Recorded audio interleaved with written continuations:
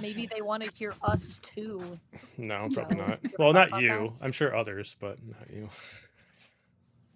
Why would this game be any different, Ryan? Okay, good. You can't hear me. You can't silence me. I'm not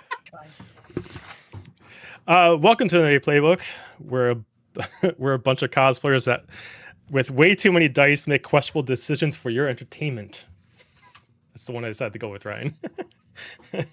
Glad you liked it. My name is Joe, the Dungeon For Master of the Nerdy Playbook, and we're here to play our new D&D campaign, Echoes of the World Tree, a campaign set within our homebrew D&D universe, Aberrant. Before we begin, I'd like to have the cast introduce themselves, starting off with Ryan. Okay, wait, hold on. What do I talk about again? Hi, I'm Ryan. Hi, Ryan. Hi, Ryan. Hi, Ryan. I'm not gonna say what I said before we started streaming, but my social handles are Angel of Azarath, and I am playing now in this campaign. Do I talk about like previous campaigns or just like what I'm actively? You can say what you're actively in if you want to, because you've been in a lot of campaigns. I am also in our other Tuesday stream, Wings of the Eternal Guardian, and I was in the previous Star Wars campaign. I was in Blaze of Bahamut 1.5, and kind of bopping around the place with other Bipping and campaigns. bopping? Am I forgetting a campaign? Oh, you were mostly in 1.5 and you're currently in 4. You jumped into Dagger. Oh, you were in Star Wars. Yeah, I said that. Yeah. Okay, gotcha. I wasn't I'm listening. the resident problem, apparently. All right, cool. Amber. Hi, I'm Amber. I go by Kohaku, and I do a lot of the art for the Nerdy Playbook. I'm an OG. I've been here since the beginning of the Nerdy Playbook. So I've been in Campaign 1, Campaign 2, Campaign 3, Campaign 4. I have not done any of the Star Wars or Daggerheart, but yeah, and I also in the Strahd, the Curse of Strahd one that we're doing right now. And yeah, so you can find me on Instagram under Kohaku007. So yeah. Cool. Sarah. Hey, I'm Sarah. Hi, Sarah. Hi, Sarah. Hi, Sarah. Hi, Sarah. Thank you. Thank you. I have a problem. I have way too many names. One of them to stay with a cosplay theme is Nerdish Cosplay, which you can see underneath. But I do actually have a D&D channel on TikTok, which is called Duchess and Dragons, which I have neglected because I fell into Critical Role more and am running Tales of Exandria with a couple of friends. Eileen has joined me to the mayhem. And yeah, so it's mainly Critical Role currently. Well, the last 6 years, I guess. So I have played a one-shot here, so I have haunted you guys already, but Yay. quick occurrence. No online games, sadly, right now, so I'm so happy to be here. Yay. Eileen. Hi, I'm Eileen, or Rangers. I go by Rangers and Arrows on pretty much all social media platforms. I'm helping out with Tales now, and Tales of Exandria, and I have just started guesting in the Wings campaign, and now I get to play in this campaign from the word go, which is exciting. So I get to not only build my own lore, but build some lore in this world, and that feels exciting. Cool. Last but not least, Steph. Hello, I'm Stephanie.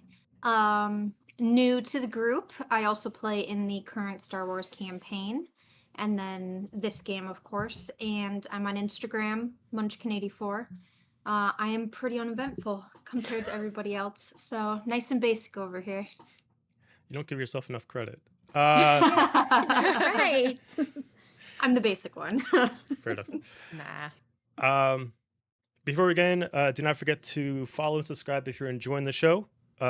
If you are new here, do not forget that if you watch enough, you'll get Twitch points. Twitch points allows you to get different rewards. Those rewards can give player advantage, give the DM disadvantage, can resurrect people, do a bunch of things. So the more you watch, the more rewards you can get to help the team. So stick around and enjoy the show. We also have a donation page on our About Us screen. If you want to help us get better cameras, mics, and improved lighting, we would appreciate all the help. You can check that link out on the About Us page. Before we continue, we got a few announcements. We'll start off with Eileen. Hello. So I was just going to shout out the fact that on Tales of Exandria now, we are looking for people to send us information about their Critical Role meetups that are happening. We want to know who's running it, when it's happening, where it's happening, so that we can help boost the signal and get the word out there so we can critter death hug all of those events and make them really special and fun and like help critters find each other. That being said, DragonCon is coming up in almost a month. RIP my cos plans. And I host the Critical Role meetups. That's right, there are 2 this year Title with drop. Alyssa. We also have a parade group. That's right, What Other Con has a parade with an entire section devoted to Critical Role. So if you are interested in visiting our meetups or joining the parade, you can find all the information on Critical Role at DragonCon on Facebook, because DragonCon is run off Facebook. Sorry about it. That's Because it's old unfortunate. school. Yeah, It's an OG. that's very unfortunate. Okay. Ryan. Hello? Okay, it's working now. It wasn't. I swear it wasn't for a second. Hi, I have bags under my eyes, I just noticed. And if you want to know why, it's because if you are in the Ohio area and kind of the Pennsylvania area, well, like Pittsburgh area, you should come to the Great Lakes Medieval Fair. It is started in the beginning of this July. Yeah, this one right here. And then it's going to go until the end of almost the end of August. So I will be there and I will be jousting. So if you want to watch me get hit almost in the face or sometimes in the face with a lance, or if you want to watch me hit other people or miss them completely, because I do that sometimes, you should come out and watch the joust. It's a good time. I'm really tired. Yeah. So yeah, come out to Great Lakes Medieval Fair and come watch the joust. Also, side note, speaking of horses, I'm in debt from vet bills, and I'm going to be really candid about that. So if you want to help support me and get me out of debt, and like feel good about yourself and get a cosplay going, you should check out Madame Margani's. It is on my link to my Instagram, which is Angel of Azarath, or you can just go to Instagram and search Madame Margani's. And so if you were looking for a Twi'lek cosplay build, or if you're looking for Leku for a Twi'lek cosplay build, I'd be doing that. And I have so many more commission slots open because I'm poor. So you should go check that out, shoot me a message, work something out, and you can have noodles on your head. Yeah. Silicone. Not nudes. That's it. I'm done. Yay! Yay for the pity parade. Feel bad. Please go buy some stuff for me. God But- help, please. Okay, but we all loved Sasha, so it makes sense. So Oh, it's worth every penny, but my bank Every doesn't penny. agree. But it's fine. It's fine. Look, if we weren't making Caleb right now, I'd say we'd probably be getting R2 from you. Yes. But right now we're it focused is on our Caleb. list. Yeah, to get Leku from you for our It's coming legal up. ads. All right. Whenever you're ready, I'm there. Without any further announcements, how will you play some D&D? So, Yeah. You need dice. yes, you need dice. We need dice. I think these many are dice? enough, right? This is enough? I No. think? Maybe? Uh, No? all right. I have more. Chaos. If So- I need more, I have a whole bunch more. Yeah, send them over. Pass them over. All right. And more. There's more. The world is old, not in the way stories tell it, where kingdoms rise and fall, and heroes carve their names in stone, but not only the way forest remembers footsteps.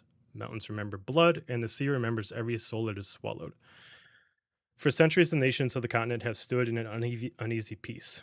Cities flourish, trade routes stretch further than ever before. Temples sing of benevolent gods, kings promise prosperity, and scholars insist that the darkest days are behind us. After the fall of the Plague King, a source of power that was destroying everything and everyone in the realm, the kingdoms of the Averant focused on repair. With high expectation, the kingdoms decided not to fight for power and instead fight for peace. However, a new kingdom springs up with great military power and decides to claim the seat of power in the realm in the name of justice and peace. It is the 20th year of the Second Age and it has been 10 years since the new kingdom has shown themselves in the name of the Order of the Fallen Star. committed to make the realm better than the plague has left it. Unfortunately, with this move, several kingdoms have started to fight for what they believe is theirs. Now a new war has started, fought between the Order, the Kingdom of Nelithir, and the remnants of the Heartwind Kingdom. This new war being called the Trinity War. In a move to counter threats from both from the war and remnants of the Plague King, the Order created a subsector of their military only for the most elite, the freelancers. History remembers kings, it remembers wars, it remembers dragons, it remembers warriors of destiny. Tonight begins one of those stories that history remembers. So, That is epic. I tried. How do we follow that up? Jesus. I've been writing that No, for 2 weeks. Fighting some Uh, chairs, fighting a Well, door. we- All right, so We're in a tavern getting drunk somewhere. That's Right. what I'm thinking. Unassociated Where are to those this. heroes, those freelancers? So I'm going to go over a few things for session 0 before we start talking about all the different orders of things. So first off, we're going to explain the tone of the campaign before we begin.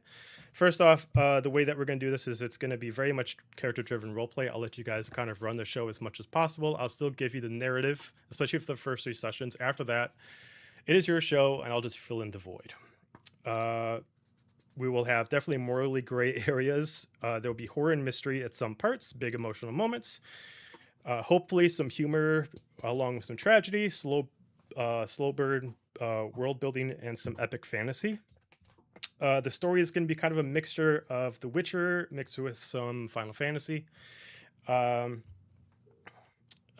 then, a couple rules that I add into our standard 5e rules. So we are using 2014 rules. First off, for even some of our players that haven't played with us before, I have a few extra rules that I make in for more of the Rule of Cool setting. So automatically, you can actually use a healing potion as a bonus action if you want to. The difference Hey. is if you use a healing potion as an action, you just get full value off of it. But if you do it as a bonus action, then you do have to roll for it. This applies to all healing potions, including greater and et cetera, et cetera, et cetera. If you can explain, if there's something you want to do that breaks the rules of it, explain to me how you can make it work, and it will work. We are telling a story together, Don't so there's no tempt such me. thing. So We've tempted him. Don't worry. We've done this multiple times. this is DM to player. Can we do this? Yeah, that's They'll pretty show much it. 'em, how do you do that? And I'll be like, and then yeah. this is a story that we tell together, so there's no such thing as winning. We get as much story and roleplay off of losses as we do as wins, but obviously you guys do want to win. I do know that, but Joke's on you. I always win. that's not true. That's a fucking lie. I lose. Hardcore. Sorry, I had something in here. Failure You're creates saying better a stories. donation request. Yeah, was right. false. Failure creates better stories. Bad rolls aren't punishments; they're opportunities. So Nice. from that, we're gonna go over. Questions. Oh yeah, Critical hits. Double ace, roll. What are we doing? I'm sorry, it cut out for a second. What was that? For a critical hit. The crits work. Like when I roll in at 20. If you get an natural Or 20, it hitting is people. so in my rules, natural 20 automatically gets it even if it doesn't beat the number, and you automatically get double the dice plus the double of the modifier. Double dice and double modifier. Yeah, so if it's Double like modifier 2d6 too? plus 3, then it's 4d6 plus 6. Ooh. Whoa. Okay. Yeah. Let's go. He likes when we get D20s. I want I you like guys to it. succeed, but I will actually, actively make it sometimes challenging just for the story process. But those nat ones hurt real bad. Yeah. So I figured we'd start off, since you guys already kind of had character ideas, I figured we'd start off by kind of not really fully explaining like the backstory and ideas you have for your characters, but maybe bringing up classes to kind of figure out what we kind of already have on the board and see if anybody wants to change theirs up, depending to see if maybe something's missing, and with a little bit of discussion if you guys want to do anything. So I don't have a specific order of this. If you just feel so bold to say what class you picked for yourself, you don't have to say why you picked it, but you can just say what it is and maybe the style of combat you're going to do. And then we can kind of go around and see if anybody wants to change up their style to fit into the team a little bit better if they think that is required. I'll go. I have penned down a wood elf who is a Circle of the Moon druid. And I chose Circle of the Moon because I do love the wild shape that they get in comparison to the other circles. And I've never gotten to play it, and I really want to. So, and my fighting style, I'm gonna paint with all the colors of the wind. That's very vague, but that is what I'm gonna do. I like it. Okay. I like it a lot. Whoever wants to go next. Again, this is just your class, and then whatever you were thinking that you're going to kind of do with the class. I could go. Okay. It's been a while, so I want to be a barbarian, and pretty sure I'm going to be an orc, and the idea is they're going to be kind of pretty much a tank. Like, they are just built like a tank. They're tall, they're hefty, they've seen a lot, and I kind of made them kind of gnarly, so I think they're gonna probably be batter scarred and so on like that. So that's the thought process. So. Okay. Whoever wants to take it from there. I am playing most likely a Asimar Paladin. Similar on the tank, but also going to be heavy on the heals as much as I can be because I do enjoy playing a healer. And that's about as far as I've gotten, to be honest with you That's guys. fine. That's fine. Some Like, of this the can sheet's be made. character That's what creation. this is for here. Yep. Yeah. That's why we're here. Whoever wants to take it. I might potentially be the only one who's done, but I'm playing a goblin shoosty blood hunter. So crossbows. Okay. Cool. Nice. Hand some- crossbow, light crossbow. So some range. So I'm in there. going in range, yeah. Okay, that's cool. Yeah, because I was Yep. wondering if we were gonna have someone with some range stuff. Cool. Yep, that'd be me. Sweet. Yes, I will be filling in the gaps for now. I'm a air genasi. A little bit of this, a little bit of that. So Okay, cool. I'm trying to be helpful. Let's Sure. say it like that. So, before we continue, is there anything that, based off of those, does anybody feel like they want to change their class, or does everybody think this is good, well-rounded, and stick with what you got? Just a quick question, Eileen. You had stuff with wind, correct? Did I hear that correctly? Oh, it was I'm just vocal stemming off lyrics. It's more druid, so all of the nature spells, but I narratively paint my spells. I love That's that. cool. Oh, Okay. cool. That Okay, sounds Yeah. cool. Cool. Narratively, I paint, so I just made a joke. Sorry. That's very cool. I like it. I like it. Alright.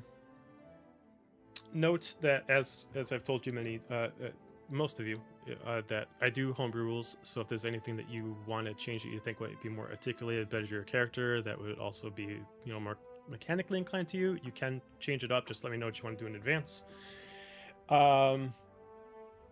We have had Oh. Yeah.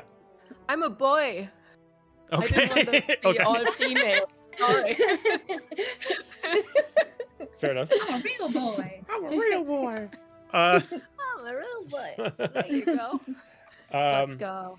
But if anybody decides between now and like session 1 that you feel like, hey, I want to be, I don't want to be just like a standard, human or tiefling or Azamar or like that, and you want to kind of mix it up a little bit, like an Azamar that's partially an elf or something like that, let me know, and then we can figure out some kind of custom race that fits in with that. Yeah. I had mentioned because my character has a deity vague on the deity of the Wolf Mother. I was wondering if there was a way to work in, even if it's just like replacing my background feat with pack tactics. Sure. Mm, So Cool. that sounds cool. I'm fine with that. Great. Yeah, easy. Cool. And that would just like grant advantage on attacks if any of you were within 5 feet of it and not incapacitated. So Oh, nice. It's easy to work with. Yeah, that's no problem. cool. Great. I'll incorporate that. Cool. So, let's see here. All right. So a little bit of description of where you guys will start, what you guys will be doing, the essential thing. So, if you guys haven't figured yet, you'll be part of the Freelancer Order. That's part of the Order of the Falling Star. A few major descriptors of this order. As I said in the opening, that this order is a new kingdom that randomly was raised up 10 years ago. It kind of came out of nowhere. The king of it, his name is Oberyn Sarah. He came from nothing and then randomly became the richest man in the realm out of nowhere, and no one knows how, no one knows why. With that, he randomly just created himself a military power that is almost unrivaled in the realm. In doing so, he hasn't actually tried to start a war, but in doing so, during a time of peace, many of the kingdoms found it threatening, and when they decided to kind of not take a seat of power, he kind of came in and just took it. So now that's where the Trinity Wars kind of come in. With that, to kind of create like his special forces, that's what the freelancers are, a set of soldiers that kind of do more less war tactics, and kind of goes in and do special missions to better serve the realm as it is stated in the mission line, kind of like that. With that, do the same thing here as the way that we started with the campaign, similar to this, is when you guys start off officially, you guys will be a team together, part of one single team, one single unit. And between now and then, you guys can choose what you want to call your team. But between now and then, there's a few questions that you guys have amongst each other, as far as a point. Do you guys know each other before this? Do you guys only know each other because you were forced to be in a team? Have you guys already been a team for the longest time and they just found it opportunity to say, oh, they already work well together, let's just give them a team name and just have them do some stuff for us? So amongst yourself, there's a few questions you guys can, a few questions we can do to figure out how you guys might know each other. I'm going to give you guys some questions, and if you guys want to kind of write down and figure out an answer, okay. So Is this a test? I feel like this is a test. yes, it's either A or Sarah F. raised her hand earlier. Oh. We are in school. I was like, are we like we're in Yeah, a test? There was yeah, hand yeah, raising. yeah, There's a yeah. test. I've got notes. We're Listen. doing it. Listen, I played in a campaign where we needed to do this. Otherwise, there were just extroverted people. People Oh. would talk over each other. Oh, sure. No, I'm fine with it. Okay, I'm fine makes with sense. it. I'm fine with it. I Yeah. totally That's fine. understood that. That's fine. Yeah. Yeah. So what's the question? No. That was just There was no question. I was just referring to earlier. Oh, okay. All right. So question one, and you don't have to answer all these. These are just things to think of. And then when we start, we're going to do a system very similar to Daggerheart, where you guys will kind of like ask someone else a question to maybe like how you guys know each other in a specific way. But for right now, first question is, what does your character want more than anything in the world? This is, you don't have to tell the group. You don't have to tell me. If you don't know it yet, you can leave it alone. Next question. What is your character's biggest fear?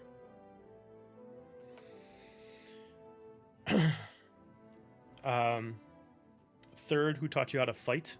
That could either be sword fighting or your certain style of magic, or who taught you how to wild shape, that kind of thing.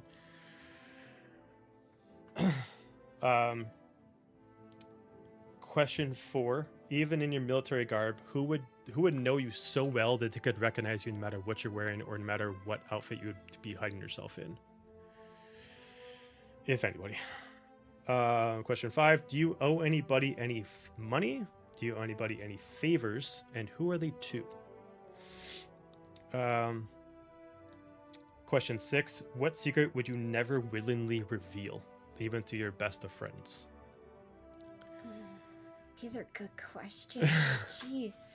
I feel like we need to put these in the Discord chat so that we can. You don't have to answer these now. They don't have to be done by the I end of this know. session. They're just something to think But about. these are really good questions. They're very juicy. I like it. If you weren't with this group and you were by yourself, why would you be by yourself? And then the last question,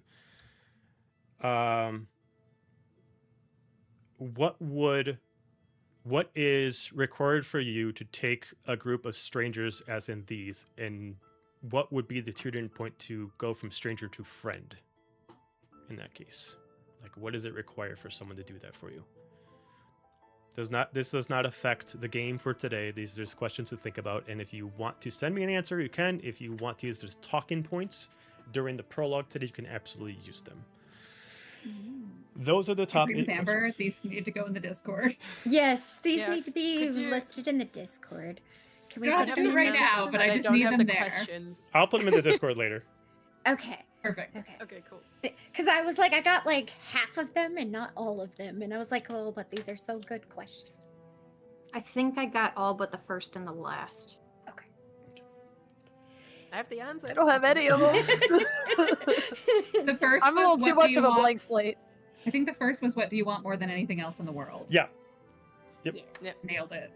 A+. Yep. So I'm adding in some safety tools. I'm Star going to for also you. add these to the other campaigns as well, especially since we play online. If anything that is being said by anybody, whether it's me or somebody else, makes you feel uncomfortable, just say the word pause. And then that person just stop talking, and then we can go on break screen over like that, and then we can just separate it. We can figure out what's going on. Cool code name. Banana or something. I don't know. Banana. Pineapple. That's You're the gonna first say thing it that too came much. to my brain. I know. That's the first thing that came to my brain. All right. Before we continue, does anybody have questions for me as a DM about any mechanics that I haven't already stated? Anything about the story that you should know at this point? Anything like that? And I have inspiration. Can you have inspiration? No. Yeah. Always, it doesn't hurt to It ask. was worth With trying more. to ask. Yeah. Yeah. Gotta swing for the fences. Yeah. Okay. So, does anybody have anything else they'd like to know before we start going around and doing the mechanic of kind of asking? You pick. So the way that we're going to do this is very much like Daggerheart. Where in Daggerheart you kind of go around and you think of a question and you choose another person, or at least the way that I learned how to do it. You choose another person in the group and you ask them a question. This is character to character. So if you guys want to take a couple minutes to think of certain questions that you want to ask another person, this would be character to character. Ryan? Before we do this, Mhm. I know that not everybody feels fully fleshed out, but like, could everybody go around and give like vibes of the personality or vibes just in general that they're thinking of playing? Sure. Can I add on to that with my question? If you have one, can you tell me your character's name so I can write that down? Yes, please. Sure. Yeah. Character names. Yeah, I mean, if you guys already have names flushed out, go ahead and we can go around and we can actually say each other's name. So Yep. name and vibe. Yeah, if you want to say That's name, vibe, if you want to feel so bold and actually describe what your character looks like, I'd say it's also up there too if you want to. Okay. So, Brian, you asked a question. You answer it first. God damn, don't make me go first. Every time. I'll give you my name. I can go first if needed. It's fine. Okay, that's fine. Yeah, that's fine. So, I do have a full name. I'm an overachiever. I made artwork already because that's how I work. Is I have to draw them out before I actually make the character sheet. But anywho, so I'm Nara Bloodfist the Lethal. That is my full name. No comments. There's no comments. So she's a female orc barbarian berserker. So she is pretty much has washboard abs. She is 7 foot tall. She's a 450 pounds of all muscle. She is blind in one eye because of many of the battles that she has been in. She's missing a tusk because of the battles she's been in, and she has got tattoos on her arms, and she adds more tattoos for every kill that she's done. So, yeah. So that's her vibe. I haven't figured out what voice or like, you know, that kind of thing. She does not have any charisma, so that's my dump stat. So The lack of Riz is that real. could be fun. That could be pretty fun. Like, so we'll see. But yeah, so Cool. that's Nara. So yeah. Whoever wants to go next. I can do it. Yeah. My character, I'm a goblin. My character's name is Jinx, Jeez. Oh, I love it. and I wear neutrals, blacks, grays, you know, blendy colors. No crazy fancy armor or anything. Literally just like, technically, I'm statted out for I think it's medium. Yeah, I'm technically statted out for studded leather, but it's like turtleneck, like a fancy vest I stole off of somebody changing in the middle of the night with like little buttons coming up the front. I've got a floppy, you know, like those old school like sleeping caps or like wizard caps that are like really long and pointy and like floppy. I've got one of those, and I learned that it's like just big enough that if I want to, I can like tuck my ears inside if I want to be ever so slightly less obvious that I'm a goblin, even though it's kind of hard to hide that you're a goblin sometimes. But I've got a big old floppy hat, hand crossbow, light crossbow, some boots, you know, standard little pouches and things. But yeah. Cool. And I forgot to mention I use a great axe. Sorry, I forgot that. But yeah. I'll go next. My character's name is Maud Crow. I am a Asmar paladin. I have brown and golden wings, much similar to a hawk's. Yes, I know my last name. Yes, that's relevant to the lore I have established. I have sandy brown hair with blonde streaks in it, gold eyes, and I have Asmar tattoos that are more of a bronze brown color. I'm a paladin, so I wear a lot of... I think I'm starting with medium armor. Chainmail. Heavy armor chainmail. Yeah. Lots of silvers and golds. There's a color scheme. And vibes, I am not sure.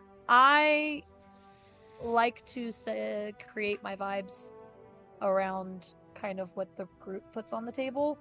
And I really want this to be kind of a blank slate character, so I have the freedom to do that. So I am more than happy to... I have a couple ideas for what I want to do, but I kind of just want to see what everyone else does. So, because I don't want to be an edgelord. There's like 3 other edgelords. I don't want to be the chaotic person that Also, never takes anything seriously. you If don't none wanna of be us, a if banana? none of us take anything seriously. If it helps for vibe info, I suppose, my background, I took criminal spy for my background. So if that helps at all. And I'm on the younger end of the spectrum. I'm not an old goblin. I may be grumpy, but I'm not old. So Fair. That is I a would good... say age-wise, I'm mid to probably late 20s, maybe early 30s. Sure. That also be a question asked. I forgot to ask you guys is why are you guys part of the... Why did you guys apply to the freelance order? So that's also a question to think of too. Also, once we're done with this part, I will give you guys enchanted weapons. So that's also a thing after this. So you guys will actually get different weapons. Just so you know. We get gifts. Luke. Yep. Oh, yay! Ryan, what does Maud fight with, weapon-wise? A longsword and shield. Cool. And your oath is? You Oath of forgot it already, Devotion. what terrible paladin I am. I know that it's important to me. I don't know if I'm going to try to tell everyone about our sweet new Lord and Savior, or if I just want to be a good person. So I'm kind of debating what take I want to have with that. I love that. I think That's amazing. Kind of depends on how insufferable you want me to be. Sarah, do you want to go next? No, go. It's fine. I'm so random. My character is Natsuro Kami. Natsu for short, Roro, depending on how close you are to her. I love creating nicknames for my characters. You can come up with more. That's fine too. She is a wood elf, druid, circle of the moon. And she follows a deity called the Wolf Mother, who is the guardian of all forests within the realm. So she's not like high up on the food chain of followers or anything, but it's just part of her system of beliefs. Kind of vibes are like Princess Mononoke, so think the big forest spirit, or Okami, the PS2 game, where you play Amaterasu as like a little wolf with tattoos all over its body. So that's kind of the vibes. She is there's like hides and like more natural fibers in oranges and reds, but color palette wise she's pretty like tan, so her skin is like very like sun-kissed, her hair is like ashy blonde with braids and trinkets and probably leaves. She's a bit of a wild child, in the sense that like she's not as clean cut. I imagine her somewhere in her mid 30s, maybe late 30s. And while not a mother or your mother, she does have kind of mom energy in like her protection. Basically, she's a lone wolf who is the opposite of a lone wolf.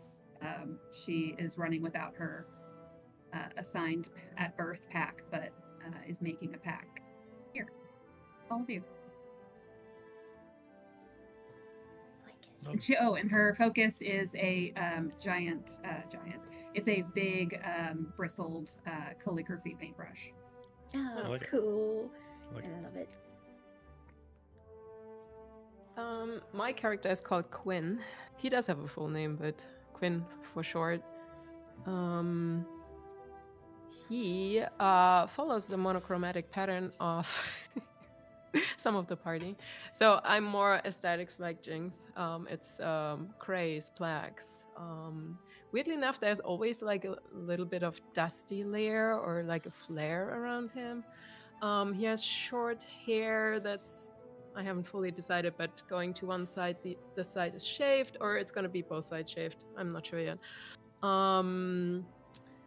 He seems to be able to handle a weapon, but also seems to do other stuff, so it's a bit confusing. For me, I would like to join the group like randomly, so you guys have no idea, because he's kind of running from something. So that would be my point, so you guys wouldn't have much information about him.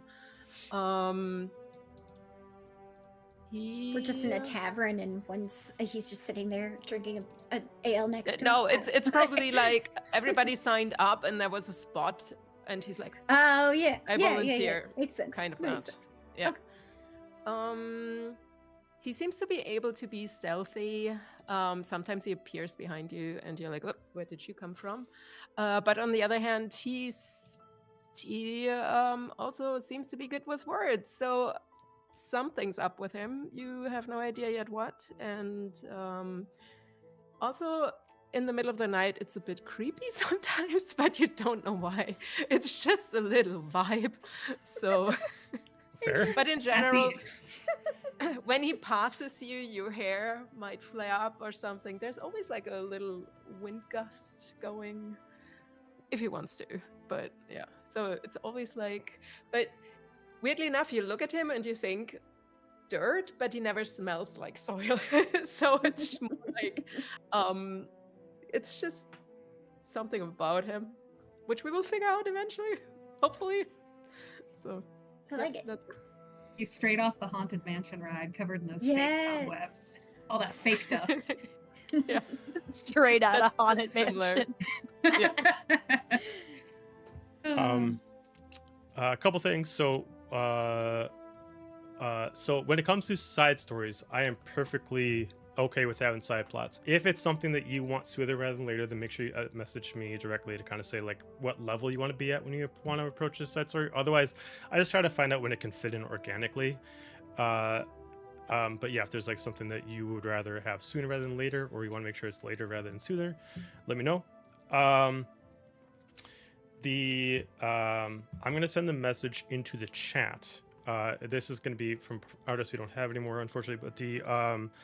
But just so you guys know what the garb looks like, when we had the other campaign, they made a version of each person's characters. You guys can at least see what the garb would look like that you guys would wear for a military uniform. Hang on one second.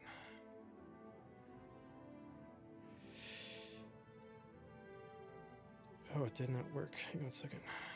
No It's how I worries. remember it. It'll go great with my eyes.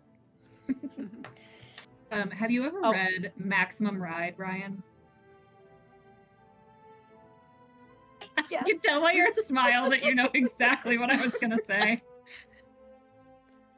I never thought about it until you said it. No, I can't unsee it. No.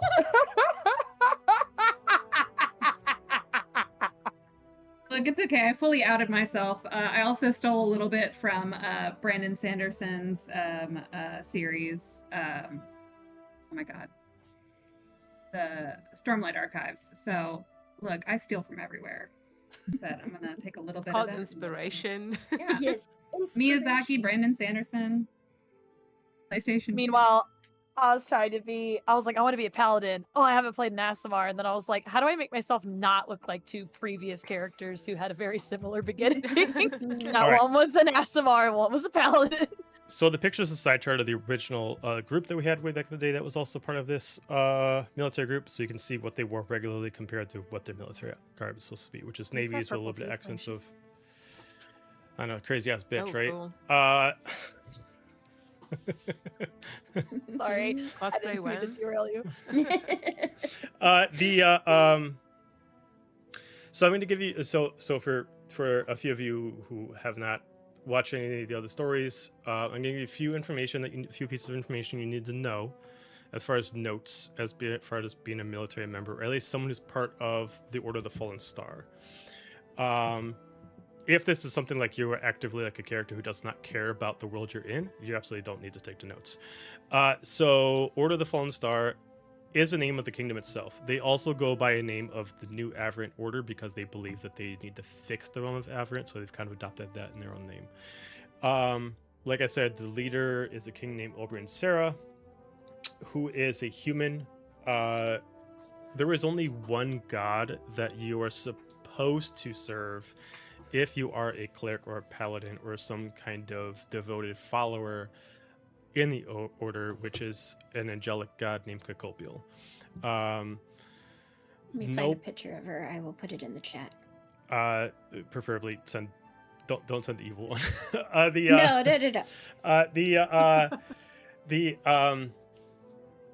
The few things that most people know about her, other than ones that say that they've actually spoken to her, have been given mixed information. Some people believe her as the most beautiful creature that's ever existed. Some people believe that she haunts their dreams. Other people believe that all she does is just send them the divine messages through some kind of signal. Nonetheless, it's rare to find someone say the same thing as the next person whenever they encounter her, if they believe they really did. But the statues represent her as a four-winged angel with long golden hair that shines like the sun itself. A dress that looks like it's made out of the stars from the sky, and it looks like she is just made out of straight divinity. I'm finding the old picture of her. Um, Beginnings. It is supposed to be forbidden that if you're a part of the order that you serve somebody else, but you do know that many people just lie and say that they do, and then they do something else. So I'm going to go through the created weapons I made. I'm going to give you guys the weapons. By all intents and purposes, I did not look at you guys' characters when I created these because I didn't know if you're going to change them. So if there's something that you absolutely want that no one else is going to take and it does not fit into your thing, we can talk about modifying to a different weapon. So All these are +1 weapons for all intents and purposes, and they all have some kind of magical bonus. I tried to even them out so they make sense. So first off, we got what's called the Sleek Dagger. It's a dagger made out of pure silver. Is like I said, +1 magic weapon. This weapon does additional 1d4 cold damage plus 1d4 lightning damage. It has itself a sapphire stone at the end of it. And that's literally just it. Just a +1 with an extra, technically 1d8 of elemental damage to it. For all intents and purposes, these are all considered magic weapons, so if someone is raging, you still get to do full damage to them. Sorry, what type of weapon was that? Dagger. Dagger. Okay, thank you. There is the Savage Dagger, which, again, a dagger, +1 magic weapon. When you successfully hit a target in melee range, you can follow up the attack by moving. You can follow up the attack by moving up to 15 feet without granting the target attack opportunity. This does not use your movement speed, and this weapon also deals 1d4 piercing damage. So automatically, when you hit somebody with it, you can just basically freely disengage for 15 feet if you want to. You got the Art of War Spellbook. Instead of it being a +1 magic weapon, it gives you +1 bonus to your spell attack and save DC. As an action, you pick a type of damage that is not piercing, slashing, or bludgeoning. For 1 minute or until you switch that type, you can, whenever you cast a type of spell, it does an extra 1d8 of that type, and you're resistant to that type of damage. So if you pick fire, then for 1 minute, you deal initial 1d8 fire, and you're resistant to fire damage. If you're already resistant to it, it doesn't change it, you're just still resistant.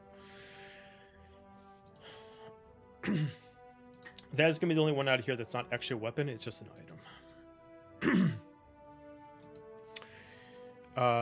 There is the Wizard Staff. It does not mean it has to go to a wizard, it's just called the Wizard Staff. Again, +1 to spell attack and save DC. This gives you advantage on. This is a quarterstaff. It gives you advantage on spell attacks, provided you have not moved on your turn and your speed becomes 0 for the rest of the turn. So as long as you don't move your whole turn and you haven't moved on your turn, you have advantage on spell attacks while holding this staff. There is the Arcane Staff, still +1 spell attack DC. Quarterstaff, as an action, you can regain 1 spell slot, just like that. You just sacrifice your action. You get 1 spell slot back. If you decide to sacrifice your action and your bonus action, you regain 2 slots. This can also just regain a level 2 spell slot if you want to. Is that limited? No, you can just keep doing it over and over again if you want to. Huh. It just means that you need to sacrifice your action. So that's really what it is. You just got to sacrifice your action. So yeah. Listen, if I only have 3 spell slots. To imply Write that down. That's a hint. to imply to Figure it out. to imply to sacrifice Now I your have to bonus check action how doesn't many do I have. anything. It's only action or action and bonus action. Next up are What was that last one? Sorry. I it's didn't get called that the one. Arcane Staff. Oh, okay. It's a Thank you. quarterstaff. Just making sure. Next up is the first. Next up, going back to melee weapons, are the Kaiser Knuckles. These are actually brass knuckles. They give you +1 extra magical damage to this weapon, +1 attack. When you successfully hit a target, their AC is reduced by 1 for 1 minute. If you attack with a critical hit, their AC is reduced by 2 for 1 minute. This ability can stack. The Spirit Shield. This is a +1 magical shield, so instead of your AC going up by 2, it goes up by 3. As an action, you can activate the part of the shield. When doing so, you become immune from all damage until you deactivate this ability. While this ability is active, you can't actively damage anyone else. You have to hold the shield, and you cannot actively harm anybody else, and no one can get. You cannot get attacks opportunity on anybody. Sarah, what's up? Is it a shield? Yeah, it's a full plate shield. What if you pick a Warcaster or something where you can cast or hit or whatever? You can still cast spells, you just can't cast damage spells. So you still hold it with one hand, just part of the shield means you can't damage anybody. It's just the cost of becoming immune from damage. Yeah. Also, while this ability is activated, your speed is reduced by half, and you can only use this ability once per long rest. Next is the Impact Bow, which is a short bow, +1 magical weapon. If you successfully hit a target as an action, you can attack with this bow as a bonus action with advantage. So action, you attack, bonus action, free advantage attack. It's with the same bow. It's essentially a speed bow. Where are we going next? Okay, next is the Umbral Axe. This is a +1 magical great axe. If you actively choose not to attack on your turn, up until the beginning of your next turn, your AC is increased by +2 by using your axe's defense. As a reaction, up until that point, if you are doing this, when a target misses you, you get the repose feat. If someone misses you, you get a free attack opportunity with them against it. So you get the +2 up to that turn. If someone misses you with attack, you can use your action to attack them. There is the Crystal Greatsword, +1 magic weapon. This one just has additional 1d10 slashing damage. Then you got the Sleek Saber. This is just like the Sleek Dagger, but this is a rapier. Instead of it being 1d4 cold and lightning, this is 1d6 fire and 1d6 lightning. And it's a rapier instead of a dagger. There's only 2 left. They're both made by the same person. So there's the Trinity Bow. This is a +1 magical longbow. When you successfully hit a target, you can hit up to 2 more targets provided you have not moved on your turn and your speed becomes 0 for the rest of the turn. If you miss a target, you cannot hit an extra target. So you hit a target, you're not moving, you're not going to actively move, you can hit another target. If you hit that target, you can hit a 3rd target, and the max is at 3. If it stops somewhere, you can't continue. The Trinity Sword falls on the same premises. This is a long sword. When you successfully hit a target, you can hit up to 2 more targets within the remaining movement speed that you have. If you miss hitting a target, you can't hit an extra target. So instead of this based off of just, area, this is just if you have movement speed, you can do it. Those are the weapons that I've actively made. If there is something you absolutely want, but it does not fit into your character's thing, we can discuss about it. I can see... Looks like Amber actively wants something. What do you want? Yes. I want the knuckles. Is that okay? It's up to the group if you want it. Is everybody okay with me to have the brass knuckles? Go for it. Okay, so those are just called Kaiser Knuckles, Kaiser. Let me write that. So we get 1 item. You get 1 item. I'll also go over magical Okay. armor after this. Okay.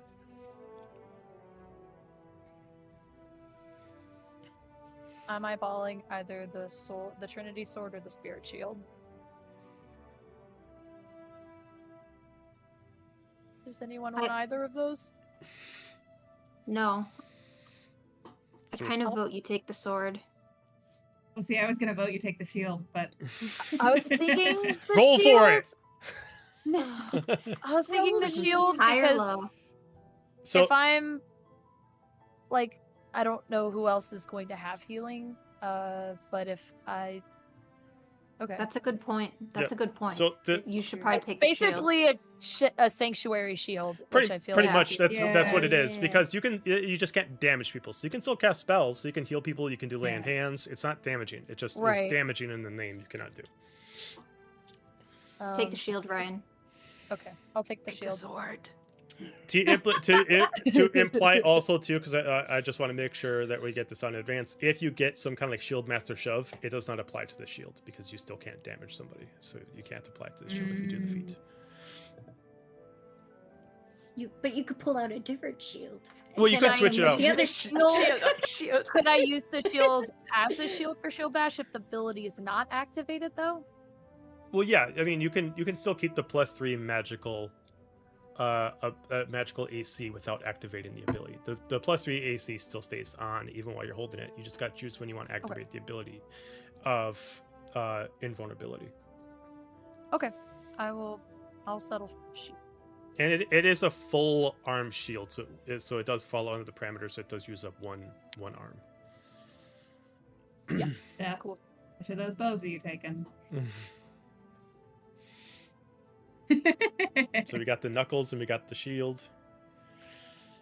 That's a hard choice on the bows because I'm not married to the crossbow idea. Like if I was gonna keep a crossbow, I would like take, the crossbow feat and like all that jazz, but we're not at that point yet, so I'm not married to crossbows. So I will gladly take a bow because they're both pretty rad, but I'm also a small creature and I know one of them is a longbow.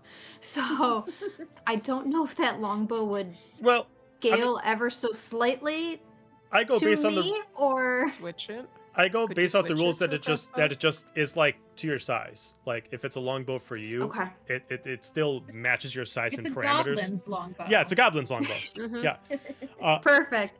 It's Ooh, a I child don't know bow. which one. It's everybody Yeah, else's right? signature bow, but you know. Yeah. I will not have anybody miss on something because there's like a height difference that doesn't make sense. Like, Yeah.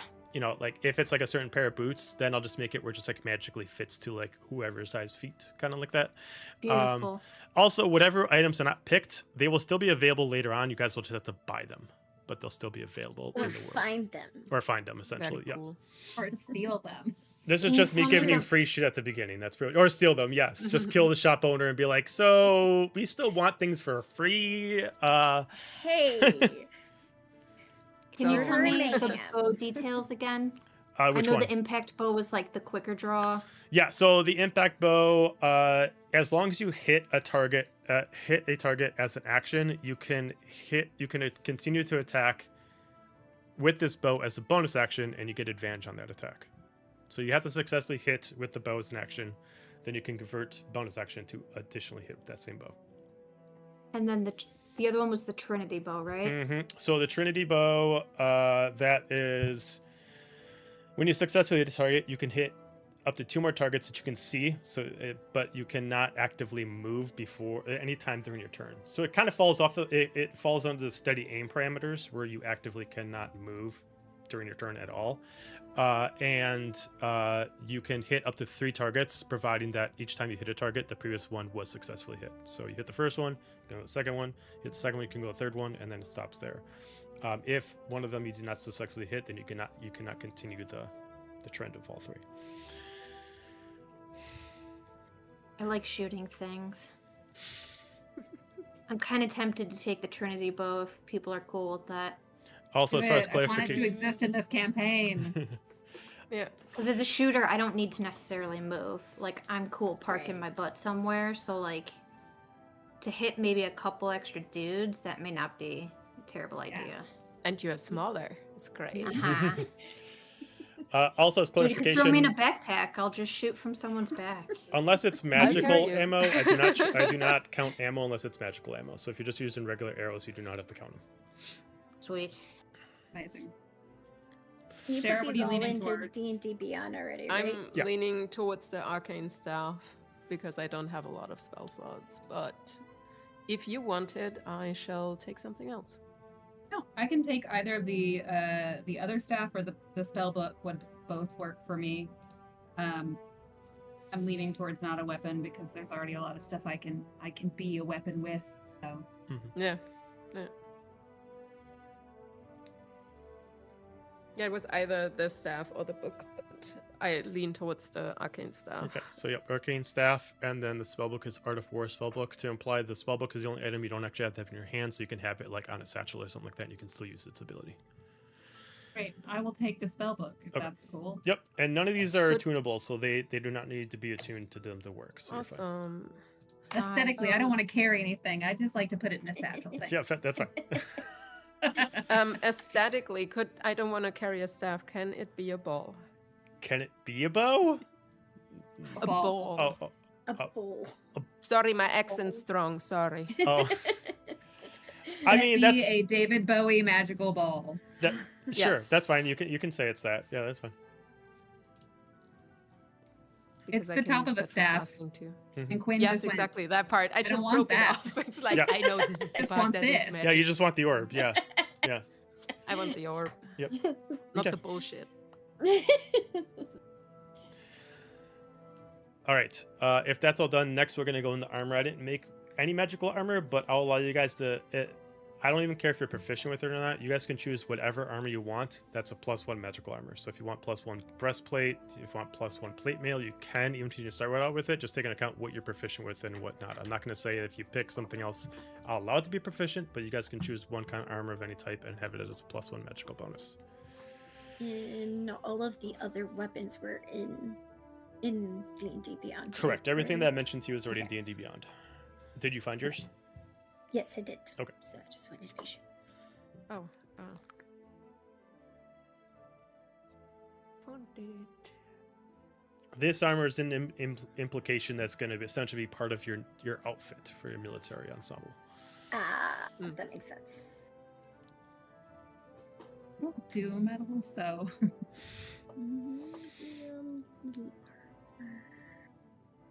What am I wearing right now? Am I wearing anything? I'm not wearing any armor. No kidding. you're not wearing anything. Scandalous. Scandalous. I'm not wearing. It feels like I'm wearing nothing at all. Nothing at all. Nothing at all. Oh shit! You know that dream when you're naked in front of everybody? Could I do adamantine chainmail? You can't do no. adamantine. That's addition. You can only do an additional +1 because adamantine gives you resistance to critical. So just +1. Where do I? Oh, good. How do I find that? So just Yeah, type in the because it shows armor, then do everything else. comma +1, comma space +1. So just look up the. It all depends on what kind of armor you want. So leather, scale, whatever like that. You just type it in, comma space +1. It should pull up. I can't find anything that's +1. Me neither. No. I have to go into the, at least not in my character sheet. Armor, D&D Beyond.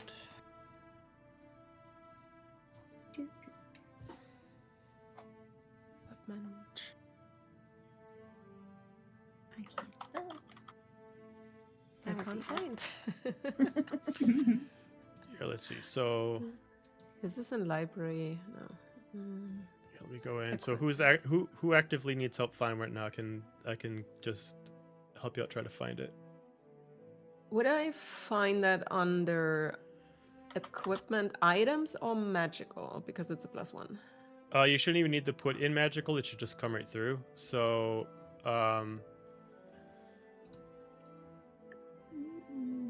the. One second, let me pull up D&D Beyond. I just So- looked at my AC for the first time. So yeah, if you just do manage inventory and then if you do comma space plus, why is it?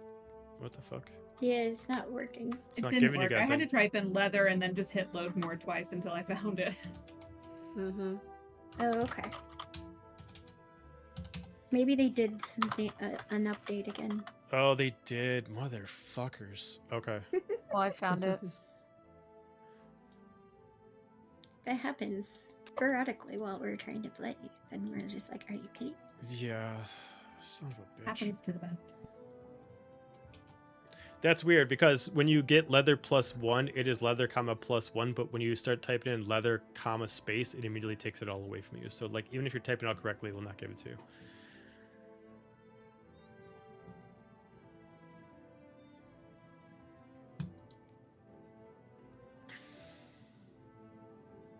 Is the I'm guessing it's the ones in purple, right? Purple is +2. Blue should be +1. Oh. Oh, Why is it only showing purple? Does purple still say +1? It Or is- says you have a +1 bonus to your AC. Is that the right one? Or no? Probably not. Oh no, never mind. This No, is something different. That should be. Well, hang on. I found something else. Never mind. I'm good. Actually, it might be purple because it's armor, not. No, mine's blue. Because Okay. blue is rare. Yeah, I found one. Purple's very Mine's rare. blue. Okay. So, sweetie, which armor are you trying to get? I was trying to see if there was any spiked, but if there's not, that's fine.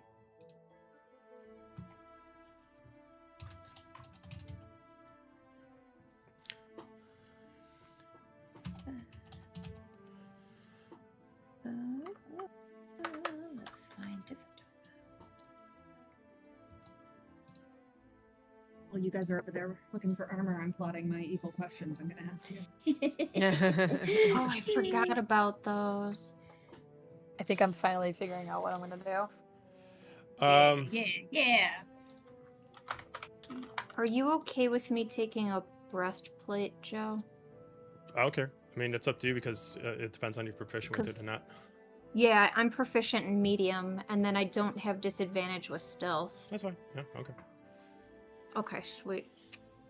So I just thought of this. I'll As just far as look the armor thing, I think Amber's character is the only one that doesn't need armor to have AC. So Yes.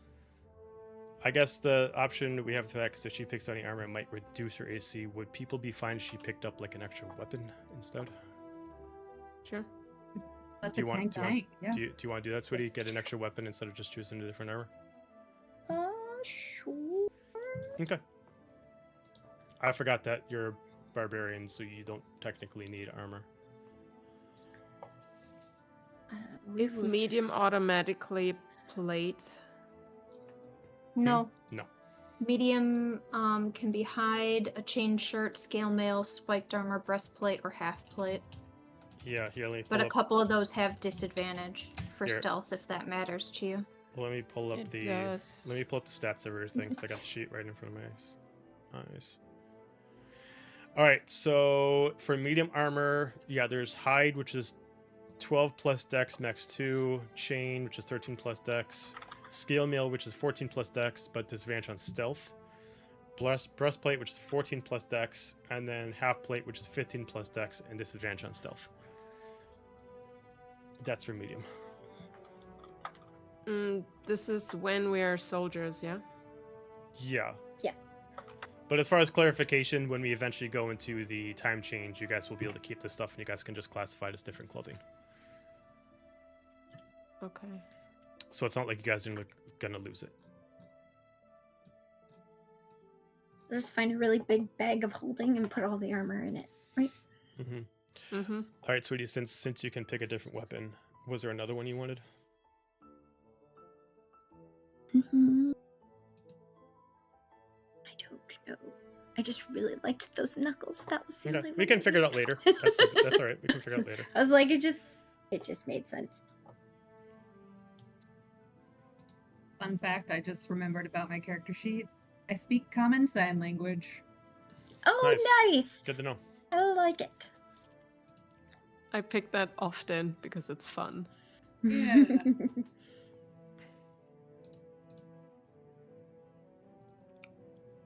I like the idea that, like, out in the woods, like, sometimes they don't want to communicate verbally.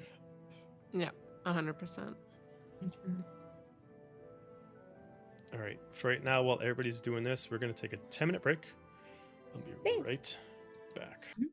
All right, we're back. So Hey. we're gonna go around and do the connection questions. Mhm. The way we're gonna do this is we're just gonna go until people feel like they don't want to do it anymore. I'm not gonna give you guys a limit of how much. I just need everyone to do it at least once. Both answer a question and ask a question. So we'll go whoever wants to go first. Whoever feels like they're more comfortable to start off first, that person gets to ask. It sounds like it looks like Eileen. You get to pick whoever you want. That whoever answers the question then gets to go next to ask a question of somebody else. You just can't ask a question of the person who you just answered, and they'll just keep going around. And if you want to keep going, you can keep going. If it comes up to your second time, you say I don't want to answer another one, then just someone ask a different question to somebody else. Let's go until people are done. So Eileen, you can go first. Hey, so sorry. Jinx. Yeah. I have many interesting, funky little trinkets. Have you ever wanted to steal from me? And if you have, what has stopped you from doing so?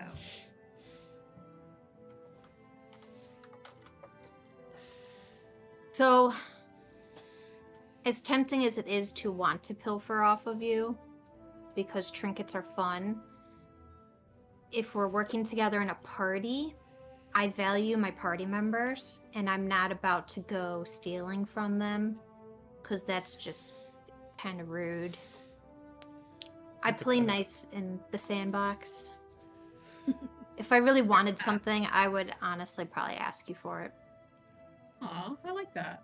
It's because she's a blood hunter that steals, not Good a answer. rogue that Good steals. answer.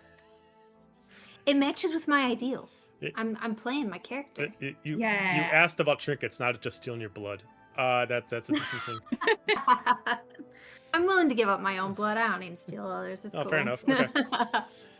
All right, Steph, you go next. You can ask anybody except for Eileen.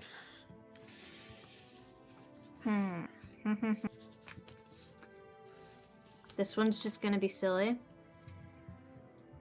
Are we busting out character names? Let me pull up my notes again. Mhm.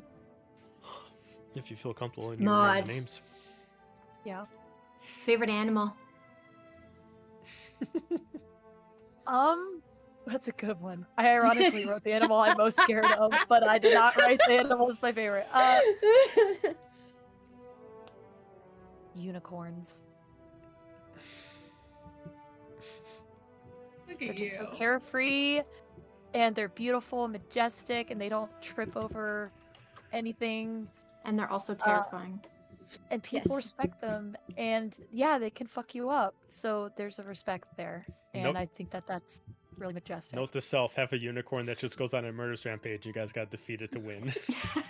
No, I'm gonna be so sad. He cradles it as she watches the life leave its eyes. Rough. Okay.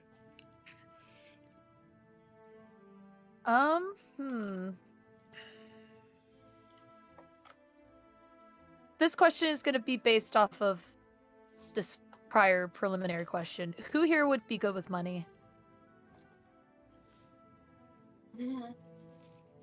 Guys, someone has to. So you're asking the crowd, okay? Yeah. good, I'll as take it. in like, yeah, okay. I mean, Like- I can be responsible. You didn't say. I'm more of a barterer. Yeah. Are you phrasing this as like who's responsible with the money, or just who knows how to use money? Who would be likely to have 5 gold to spend, to give to somebody? Oh, who's a giver, not a spender? Quinn volunteered first, but I will say I know that you don't want us to know you super well, so does that still fit within those parameters? Sure. Okay. I mean, how about I'm not the DM, but make a perception check how shifty I am. Fair enough. I could. This isn't like really a question. I don't know. Fuck. I don't know how to do I this. don't know. No, ask. Then do Well, I mean, yeah. Do like an insight check versus either persuasion or deception. I'll say Quinn. I borrowed 5 gold from you once because I needed lunch money. Did you steal that gold back and still let me think that I still owe you 5 gold, or do I actually still owe you 5 gold? Because as far as No, I'm concerned, I still owe you 5 gold. I would probably just forget about it and let you have those 5 gold. Okay, well, I haven't forgotten, so I'll be letting that be a thing. Okay. But I've also been telling you I'll have it for you next time, and it's been about 3 months, so... That's totally cool. He doesn't care. But if I have the party funds, listen. Eventually, it's just going to Is be like Quinn. a sheet written in a pamphlet of like, okay, for like the past months, this is how much people I've given money to. I'm creating a cheat I sheet. bet Quinn we is got either Quinn is either very generous or a nepo baby. all of the above. A very generous nepo baby. There you go. Okay, background is charlatan, by the way.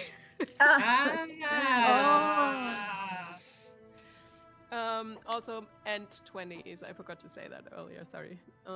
Okay. Nara, you have amazing weapons. Do they all have names?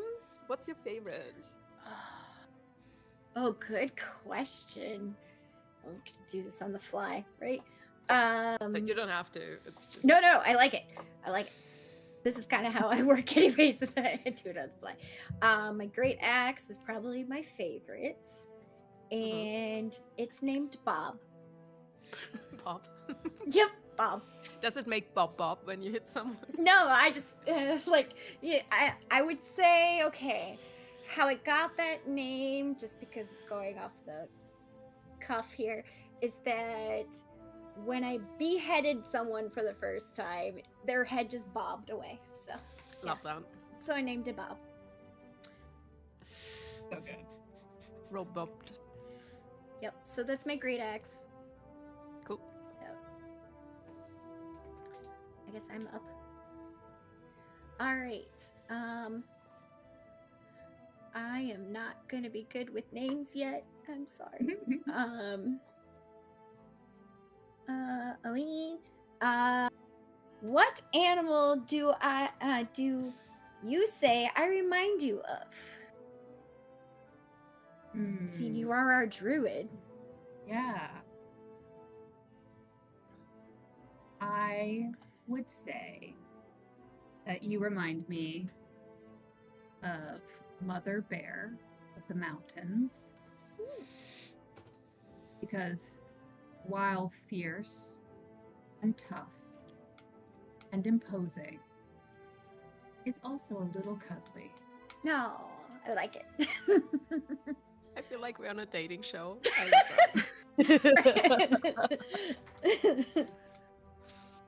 love that. Maud, what spell have you begged me never to cast around you, and why? Oh, that's a good one. Ryan, get off your phone and answer my question.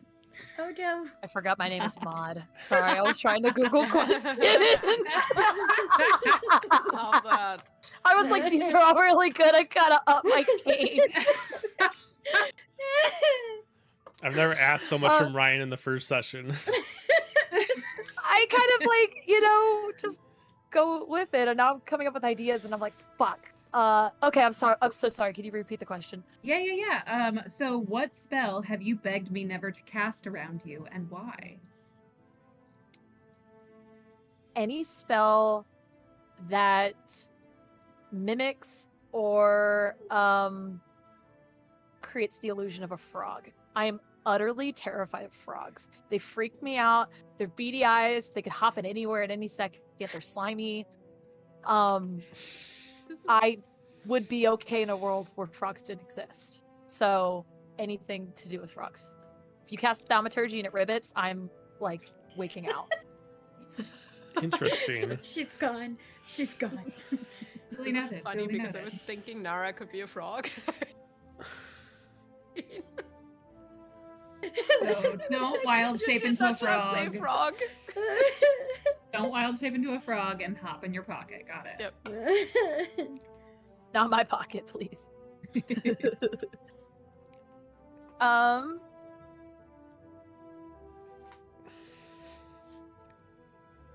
I never got to look at my questions. Fuck. Never got to finish typing. Under pressure. Dun, dun, dun, dun, dun, dun, dun. I feel so fucking pressured right now.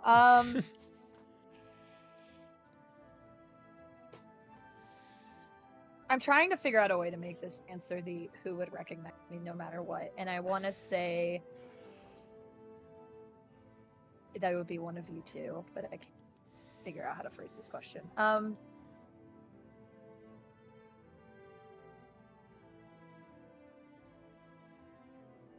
I'm so bad at this. Oh God. I'm scared. Someone give me a question and I'll just make it work, okay? Why do you The glance one- at me and then quickly look away when I look back at you? Is funny. Ooh, that's a good one. You make her think that you're a frog. Jinx, why do you glance away when I look up at you or whatever? that question. Why do you glance at me and then quickly look away when I look back at you? Oh shit. I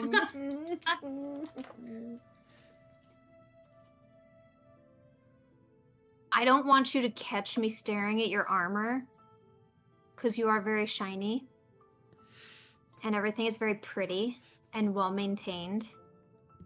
Thanks. So I will absent-mindedly, like, zone out staring at your pretties, but I don't want to be caught as being a weirdo. Mhm. So that's why.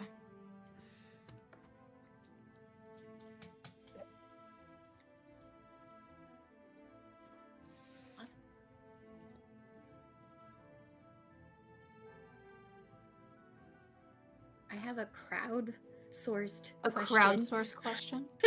Crowd If for you want anybody, to. for anybody to answer. Who would have my back in a tavern fight? Ooh.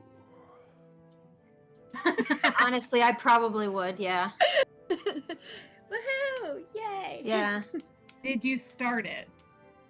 We are not saying who started or who finished it. We'll find out. I mean, I don't know if it matters.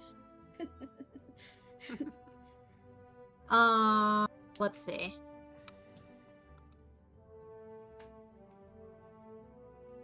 I have a question for everyone. Who will be comparing tattoos and who will be comparing scars? Battle scars? Yeah. Ooh. Totally battle scars. And maybe Okay. tattoos, but mostly battle scars. I don't think I have either, so not me. You're just looking what they are doing. Yeah, just go for it, dudes. Quinn, Yes. do you have an unusual talent?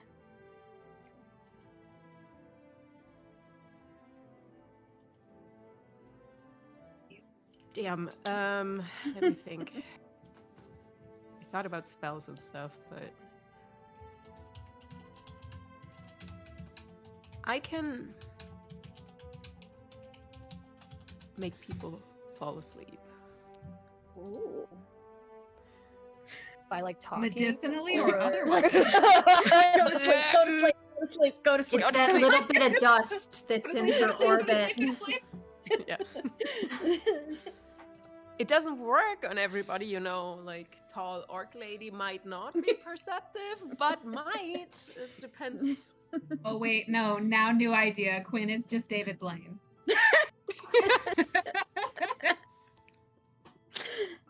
And just look. Let me see. Shit. I wanted to ask about the tattoos, but god damn it, I already did. You can still ask it if you want. Question about tattoos. Maud, did you have tattoos? I can't remember. You did, I have right? tattoos. I have like Mom ASMR has markings. tattoos. And So I most of have- us, besides, okay. Except me. Wait, I'll give it to Wait, how do we do this? Who wants to talk about their tattoos for real? Like, what do they mean? I was born with mine. Okay. So they mean I'm an ASMR. Do the wings hurt sometimes? No. A fun fact I Mm. came up with while we were creating characters, though, I am 5'4" and my wings are massive. Love that. They are That's like a little too big for hilarious. my 5'4" body, I like That's amazing. and that plays into my shit decks. Also curious, what kind of ASMR are you? That's a great question. I didn't think that far. It says variant ASMR. Okay, so do you have it where your wings just summon, or you just have them where they're always out? Oh, can I have them where they're always out? I did it to Zephynia, so I can do it for you. Yay! Just remember that affects that it does affect movement, but it affects like Wait, scenario around you because of your wings. Kind of like the same thing I do. Yeah, for I figured that was going to Alistair play and into my Azalea. backstory Yeah. a bit. Yeah. Yeah. Okay. With my zero I deck. have a or really my plus stupid zero decks. question. Okay. So you have the wings. How do you sleep? Do you wrap On them my around suit. yourself? You Do cocoon sleep yourself on in the your wings. belly? You cocoon yourself. I don't like to cocoon myself with wings. I feel too constricted, and then it gets really hot because my feathers are pretty insulating, and I kind of prefer it cold. So I sleep, I kind of just sleep on my side, Okay. and Just usually like picturing. the bed you lamp is knocked sprawled over out. when I wake up. Yeah, I do have a tendency We of need more doing space. that. I've been kicked out of one night for that. So, sorry. So, how does everybody know each other? Do you guys are you guys already like familiar with each other? Or are you saying that you guys are just finding out about each other once you guys become a team? As the, I think, canonically oldest member of the group, I think I've been with the Order for a hot minute. Okay. Like, maybe not like forever, but I think I've at least done a mission or two before. Okay. Yeah, because the order would have already only been in existence for 10 years, so you can say as many years up to that you could say you've been with them. What was your age again? Sorry. I think I'm like mine- mid to late 30s, so Yeah, that's what I was thinking for mine 30 too. So 36, 38. So we're gonna Just start think doing about it. some. We're gonna start pushing out the dice. We're gonna start doing some checks. Ooh. Wait, could But I I heard run it- into Jinx and you would have told me about your group thing that you're still missing a member or something? Yeah, I'm cool with Oh. that. that's Okay, a cool cool. idea. Oh, I did have one more question for Quinn. Or Quinn? Quinn. Quinn. Was why do you act differently when we're alone than when we're around everyone else? Mm. It's really simple. I started trusting you guys and I have to hide from people. Ah! I just thought it was a good question. So, yeah. Yeah. Cool. Like not Yeah, actively so- hiding, but I don't want to be out in the open directly being like, Mm-hmm. find me. So Ryan, you said that what you kind of come up with, it'd be best if Maud had like some closer friends. Since I've been with the Order for a little several years, like I could be on your closer friend list if that works Okay. for you. Yes, that works. Okay. Perfect. All right, we're gonna start off with the prologue then. So we'll start making some checks. So we're gonna start off with what has been already been claimed as being like the senior member here. So as far as Eileen, can you remind me of your character's name again? Yeah, Natsuro or Natsuro? Natsu. Okay. And then because Maud, you guys would know each other, so I'm going to say you guys are going to kind of open up the scene itself. So we start ourselves off. Excuse me. We start ourselves open on a bright sunny day. As you guys can see on the screen that you guys have probably been looking at this whole time as I've been talking to you, there is the floating Isle of Avranth itself. This island that itself hovers over about a good mile above the ground floor. A mixture of magic and technology used to lift itself up using different kind of arcane stones. This is the home of the Order of the Fallen Star. This specific area was erected specifically to reach as high as it could to speak to Cacopial at its best case scenario. The island itself is always surrounded by 3 dragons, one of fire, one of ice, and the other one that is usually an infant of iron in color. It's surrounded by several rings because it also has a populace that also lives there. The inner ring is usually meant for people who are part of the order itself, military members. Second ring outside of that is politicians, and the outer ring is for employees who needs residential area. To be a freelancer, you have to have a team. So if you don't have a team yet, you just have a higher rank, but you do not have the actual title yet. Freelancers themselves are given certain jobs, and after they're given the job, they get to treat the jobs they see fit. They follow their own rules, but the jobs they're given are usually dictated by usually the king themselves. Even if they never encounter the king, they usually get the information from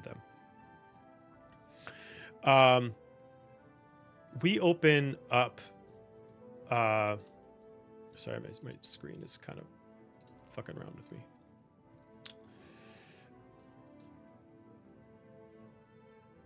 We open up with Maud and Natsuro. Being there already, I'm going to have you both give me a history check on what you already know about. Like the extra things about this area.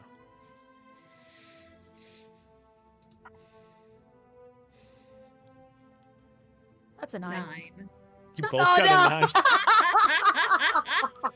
9. Yes, already on the same wavelength. Go team. Go team, go. Basic information that you guys would know outside the standard is each of you kind of occasionally, depending on how you want to treat this, is how you feel. You might feel like outsiders here, not even taking into account your rank. The common species that usually find themselves at high positions inside the Order of the Fallen Star are usually human. Both of you have human oh god, I can't speak. Characteristics. Cannot speak words. Thank you. One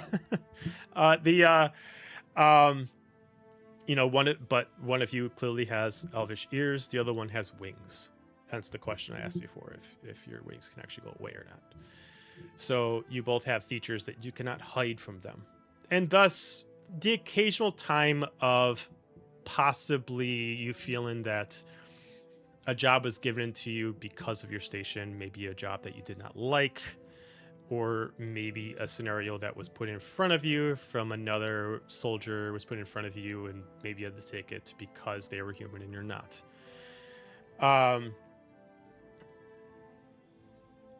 Added to that, you do know that, and most soldiers know, that there are three kind of that atypical heroes that represent the freelancer program as a whole. These are kind of like the Captain America of the heroes. They kind of are on all the billboards. They represent it. They're kind of, come join the freelancer program to come save the realm, the whole nine.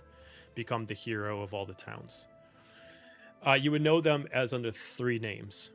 And you would know that they have kind of a mysterious story where they're not elves, but they do have elvish ears. One is named Geneva, who's a female that Natsuro, you might have maybe related to, as she is very much like a high druid. She's even been able to take the form of an emerald dragon once due to her powers. Next one is Aegis, who is kind of like the closest thing to like a barbarian.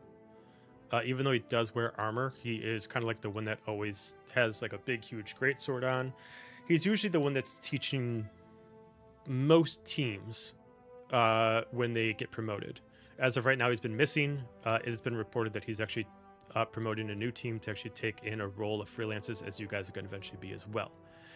The last one, his name is Soma. Soma's kind of like the head of the three. The closest thing to relate him to is a fighter. And he's usually in the front lines for most of the war. Soma's elven ears? Mm-hmm.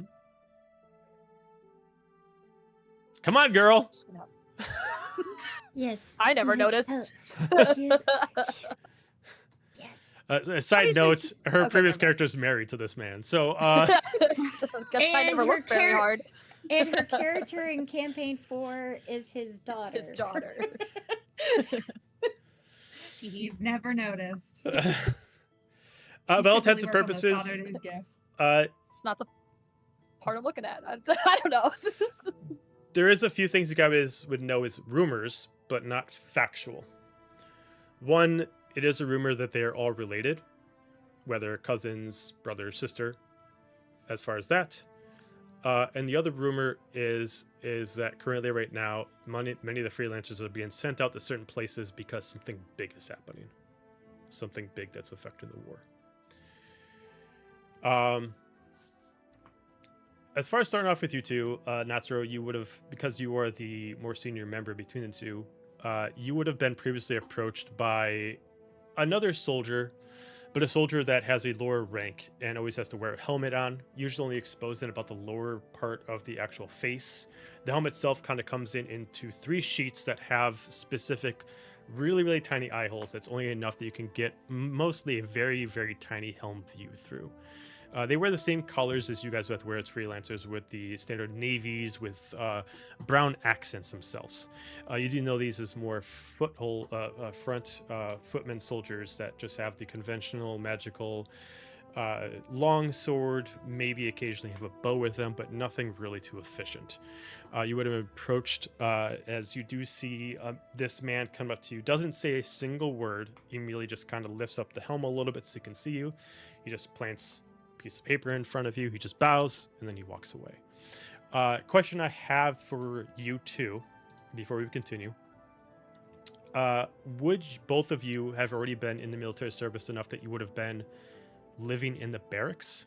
Or would you have not been there enough and you're still living outside in the city? I live in the barracks. Live in the barracks? I think that I would have rank enough to live in the barracks, but would choose not to. Okay.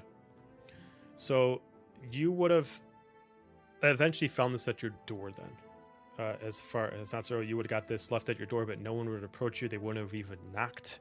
As far as Maud knocking the door, you see the gentleman there. He lifts up his helmet to just show who he is, even though you've never met this person in your life. And then he just gives you the envelope. Both of you get the same thing. Just smiles, drops it, puts down his helm, walks away. Oh, okay. Have a good day. Just kind of starts walking away faster. What? It's probably the wings again. That's close enough. Both of you have a tri-folded piece of parchment that has the ring seal on it. The ring seal itself is the same seal that is the orders itself, which is a golden figure of a total of 6 wings, 3 off each side, 2 pointed up, 2 to the side, 2 angled down. But there's only one ring that actually can put a seal, which is usually the king's seal. Do you both decide to crack open the letters? Hell yeah. Within them, there is an invite to the freelancer program, but due to haste, let me just pull up the letter.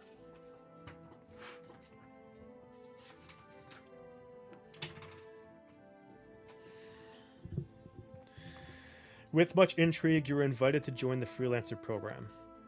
Unfortunately, we do not have time to give you the proper initiation, as we do have many things that needs to be taken care of. We have sent out other invites for people to join your team. Nonetheless, we are aware of people that you know, and we have tried to make sure that we have made the proper introductions to allow this to be a smoother experience. Once you choose to accept this, please meet us over in the internal barracks to get your new uniform.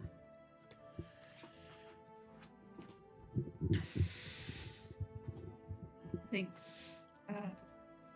Natsu, kind of reading this, just takes a deep breath of the kind of spiced aromas flowing through her house. Kind of turns and looks at everything that she has accumulated over the years of living here. Sighs, grabs her stuff, gets ready, heads out. Okay. I squeal with excitement, don't even pack a bag, bust open the door, trip and fall over my own foot into the hallway, and then scramble to my feet and book it right where I'm supposed to be. I'm so thrilled. I'm working hard for this promotion. I'm going on an adventure! As your wings are just flopping on out. an adventure! I might hit a soldier or two with my wings. Sorry! And I keep running. Okay. As you note to Natsuro, because you're in the outer city, each individual walled door itself is barricaded. You do have a pass to get through, but you do got to go through a whole process. You need to show your ID. They need to make sure you're all set. It's like to go through this. I don't. What's that? Not if I'm a mouse, I don't. Fair enough. So you're just going to sneak in? I think sometimes she tires of the pageantry. Fair enough. Okay. And she will use her abilities to not have to deal with it. Okay. All right. So you... It's less sneaking and more of convenience. Sure. Sneaking by convenience. As you each find your own way to the central barracks. To note, the central barracks is the larger tower in the middle itself. Also, I do apologize for the way the map looks. This is a map from, 3 years ago that I have re-cleaned up for this, and I was still new to making maps, so I am not proud of this. It looks great to me. Not to me. You see that there's already a procession. With Maud, you're there at first, and you already see that there is a procession of people that are being already promoted to freelancer.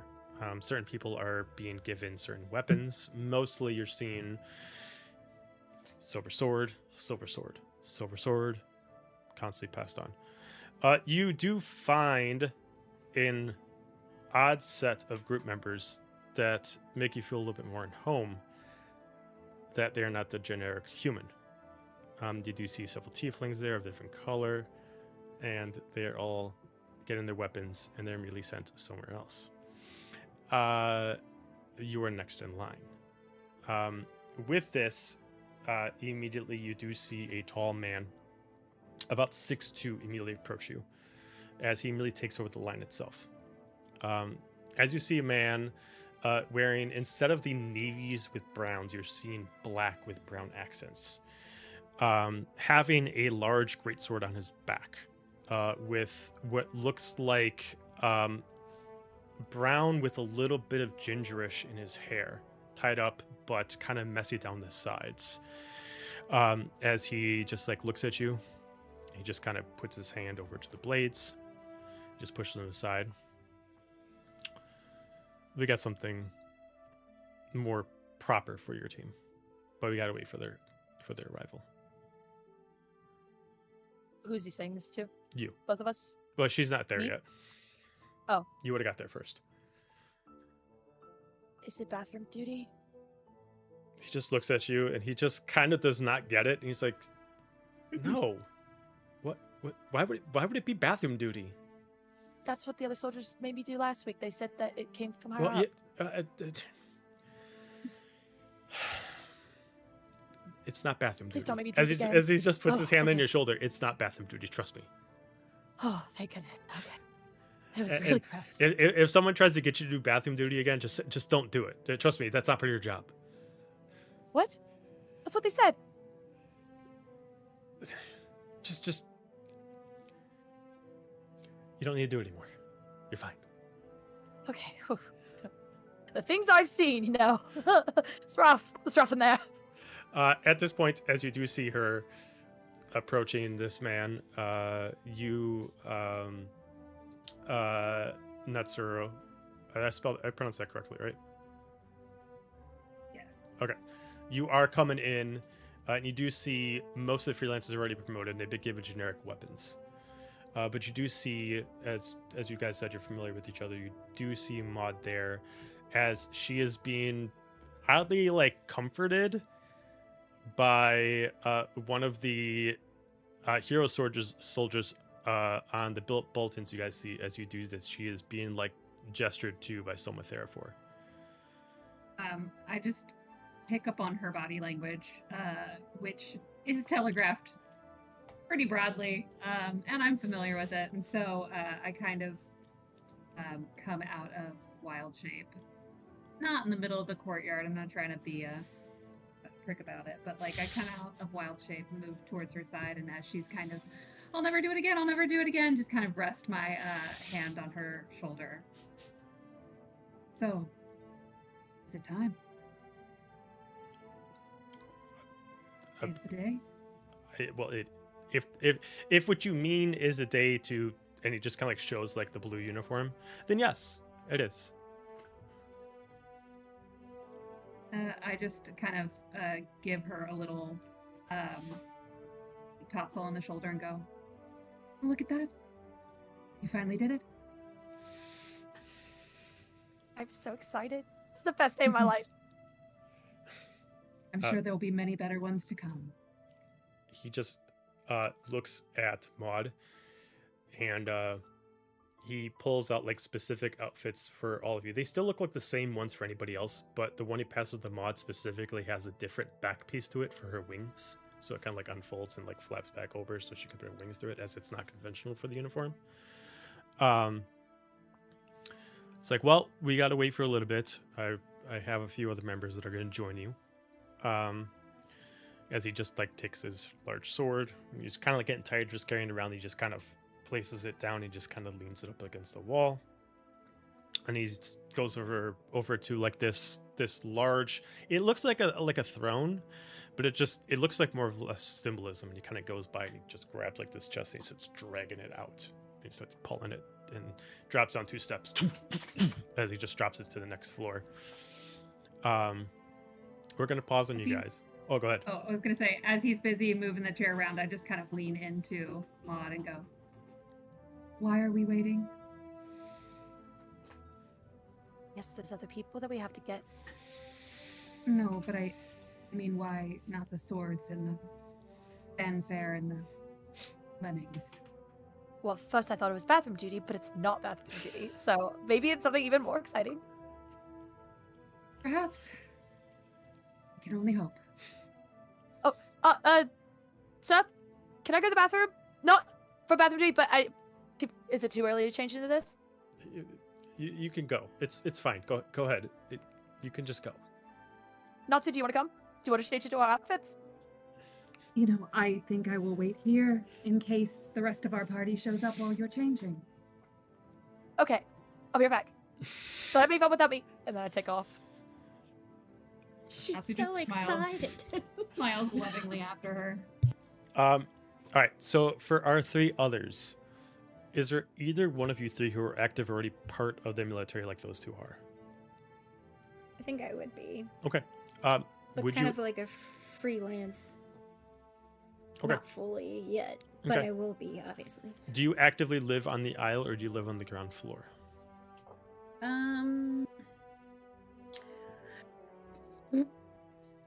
There's like a town area of it, right?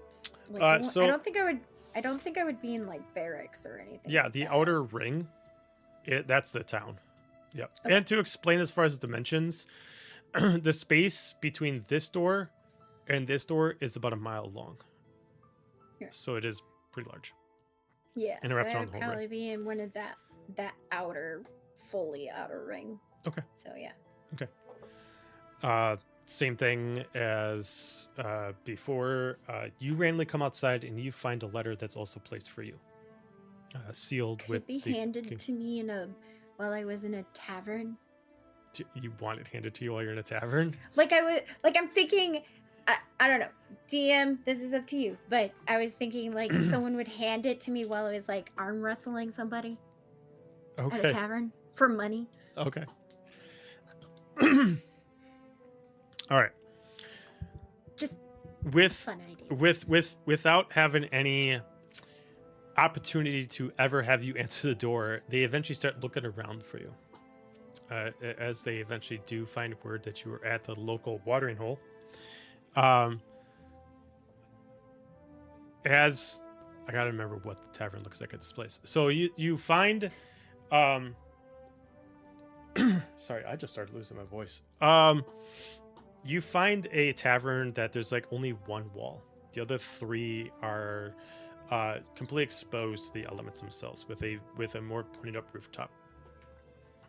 This is usually, if it's the one in the outer ring, this tavern is usually meant for employees and usually for soldiers to kind of blow off some steam between shifts, but they're still technically on call, kind of like that. Sounds like a perfect place. Okay. So, you want to be in tavern. So you're arm wrestling somebody in the tavern?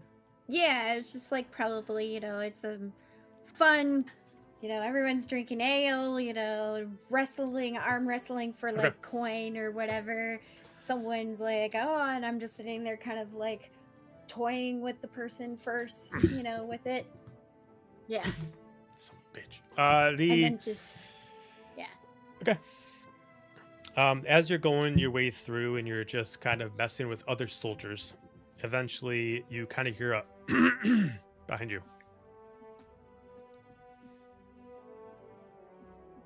What do you want? Just lifts up his helm, shows his face, gives you the tri-folded piece, closes his helm, starts walking away.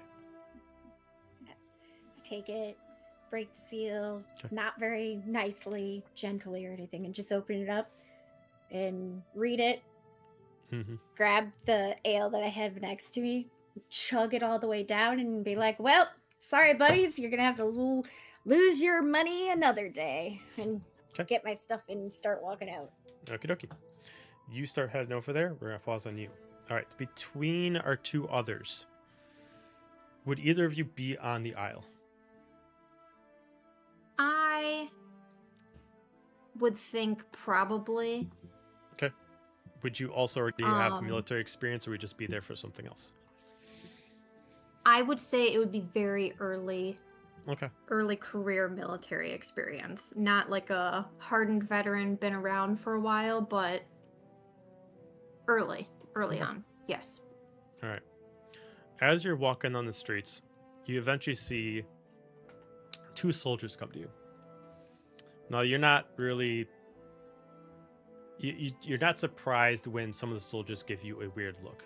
You are not only you're short around here, but goblins are not a common thing, especially in such a high society area. Eventually, two soldiers come up to you. You see one with the parchment in hand, just stands in front of you and just stares and just kind of aims his helm down, but he does not lift it up. Just stares directly at you and just looks directly at you. You Jinx. Who's asking? Just answer the fucking question. You Jinx or not? Sure. Yep. Just looks over at the other one. I mean, it says goblin, short, usually with an attitude. Sounds good. And just immediately just slams this in front of your chest, so hopefully you're going to grab it, otherwise it drops in the mud. I'll grab Just it. immediately just starts walking away from you. Thanks. Yeah, fuck off. And they just start walking away. Have a good one. I'll be curious and I'll look at it and see what it does. You do see it, and it's given the exact same description as the other ones do. And you are given the King's Seal, which means that anytime the King's Seal is on, it means that he actually approved of this. So whatever this is for, he actually did approve you to actually get this position. I will pop it open very carefully, and I'll actually like peel the seal off of the fold Okay. and like make sure it's intact, and I Okay. will like top pocket it, if you will. Like I'll tuck it Okay. into like a little inner pocket and be like, don't see those every day. Okay. And then I'll read it. Okay. All right. So you get the same thing as them. With that, do you immediately make a beeline to the inner barracks, or do you decide to wait? I'll head that way. I don't have anything better to do. Okay.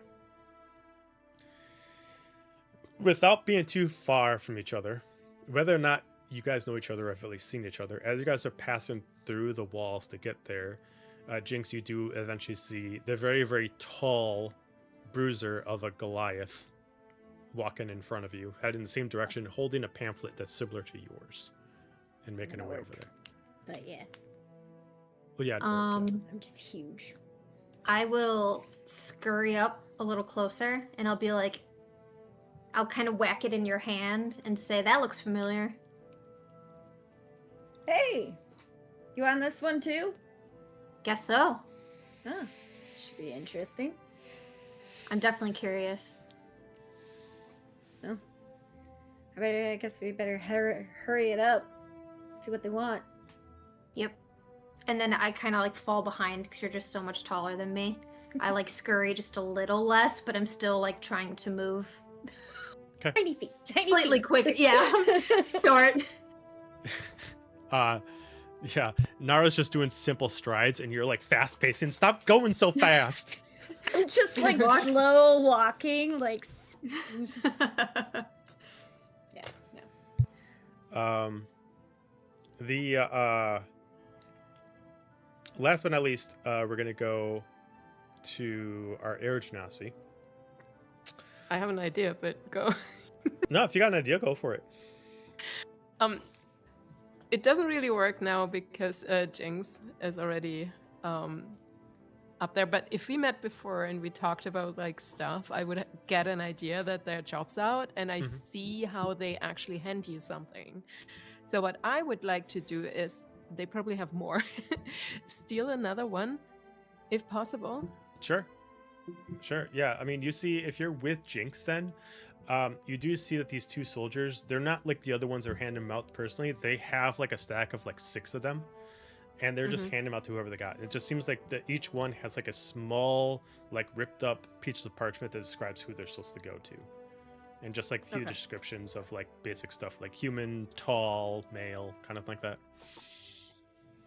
Could I just steal one? Sleight of hand check. I don't know if you. If I'm there with her, can I act as a distraction? If you want to, how do you want to distract? When he asks who I am, and I respond the way I did, and he slams it against my chest, I'm gonna grab his hand and say, "Oh, that's so kind of you. I haven't had physical touch in so long," and like make him wicked and he immediately just pulls his hand back. I'll be like, "But wait, like, you can't just do that and like disappear and like make like a scene out of it." Even if their helms are down, you can see like their skin's like blushing a little bit. It's like, all right, what's your sleight of hand?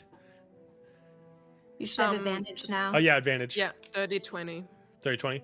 All right, you're able to easily just take one out without them noticing. Like as soon as they just back up, you just quick pull it out. You're able to grab just one of the letters, and they immediately turn around, not even noticing that you're there, and they just kind of like turn around perfectly where you're standing, and just kind of spin around, start walking away without even seeing you.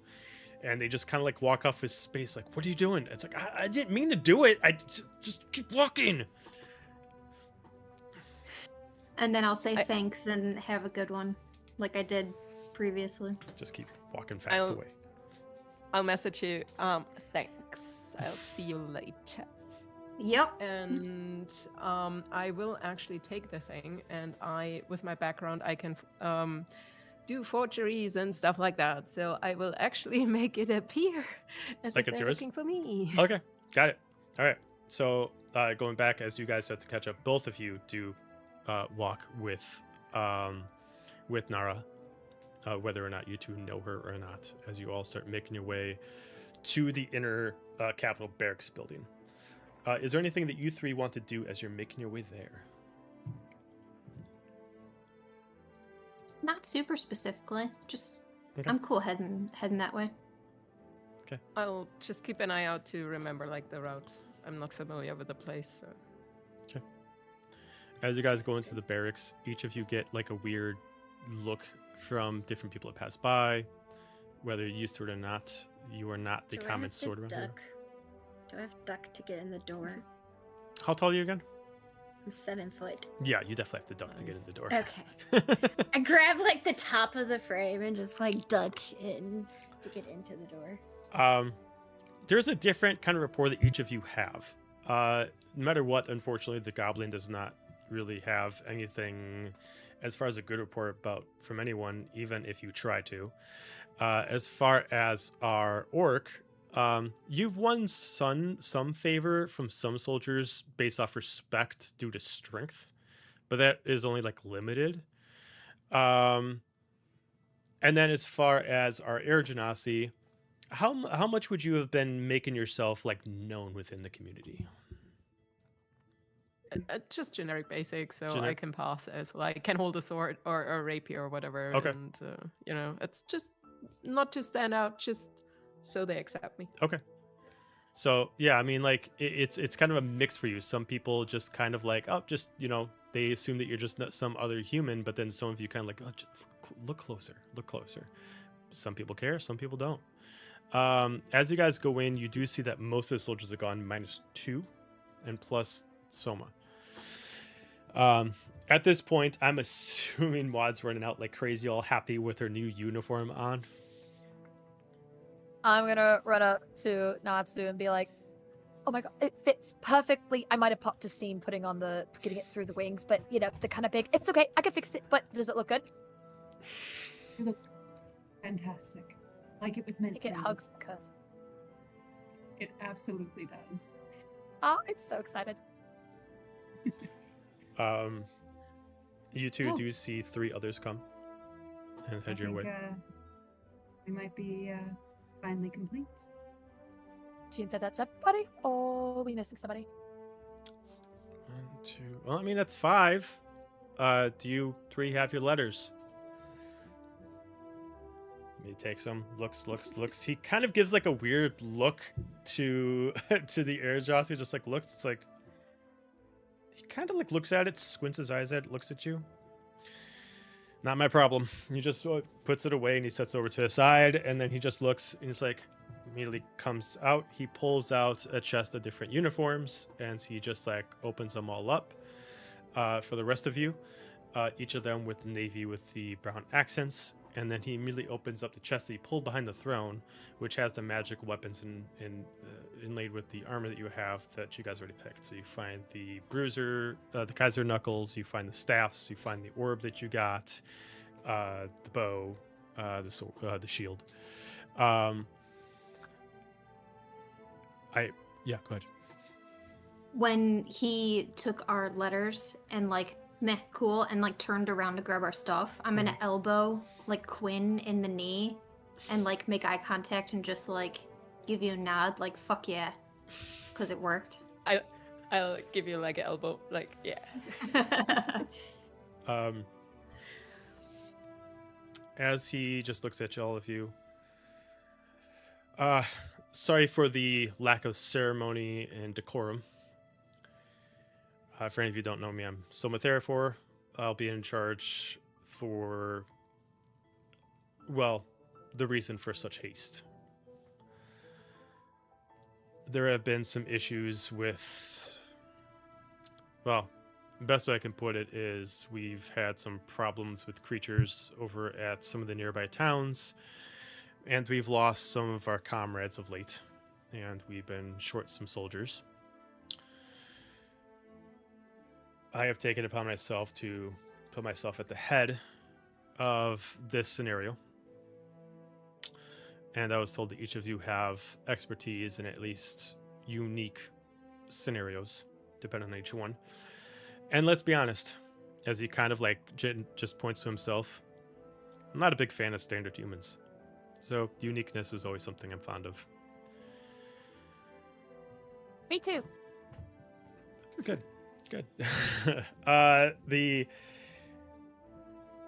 He just gestures to the clothes. He gestures to the weapons. He looks at you. Again, I apologize of the informality. So we're just going to make this as quick as possible. You give me a question, I'll give you an answer. But we only have about an hour. So I suggest you try to learn as much information you have about each other, about me, about the scenario, before you move on. What kind of creatures we talking about? Well, they are remnants of an old world. Some of what's left of the Plague King. They've been infesting some of the town that we're going to be heading to. I think I gotta pull up my Google Doc.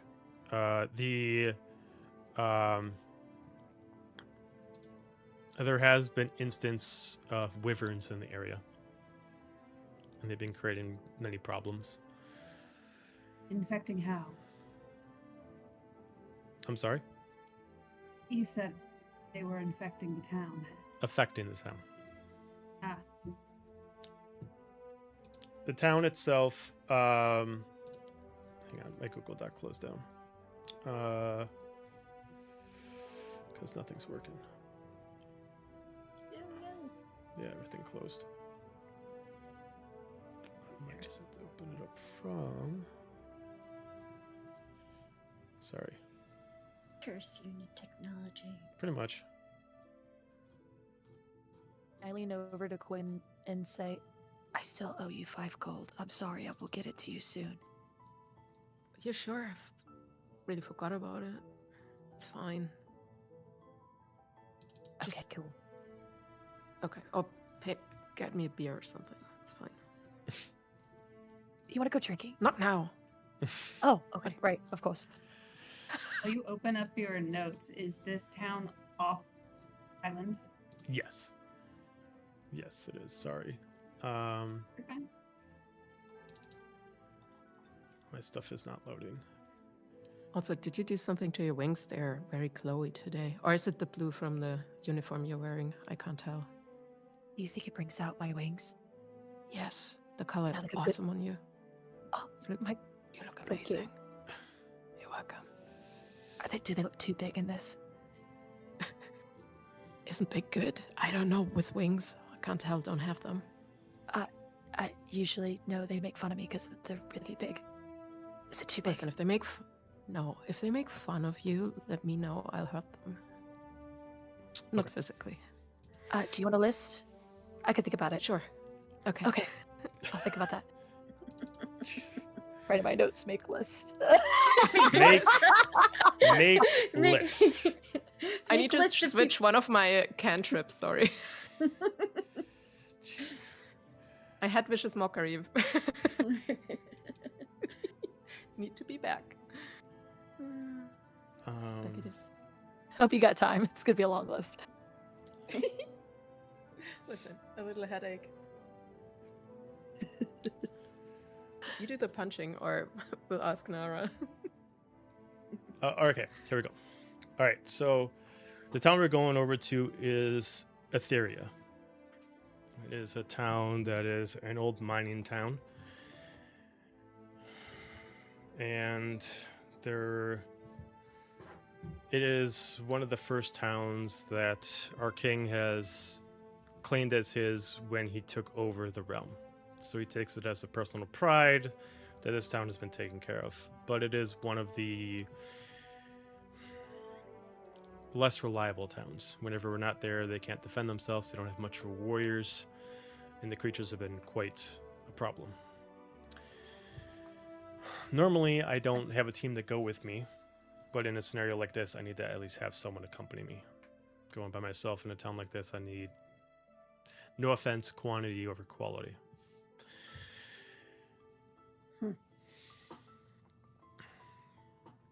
Well, So we're some kind of extermination team, crew. If that's not true. If not, that's fine. We need to go there and understand why the creatures are attacking the town and where they're coming from. The town usually doesn't need warriors because creatures don't usually make hives or nests anywhere nearby. And especially not wyverns.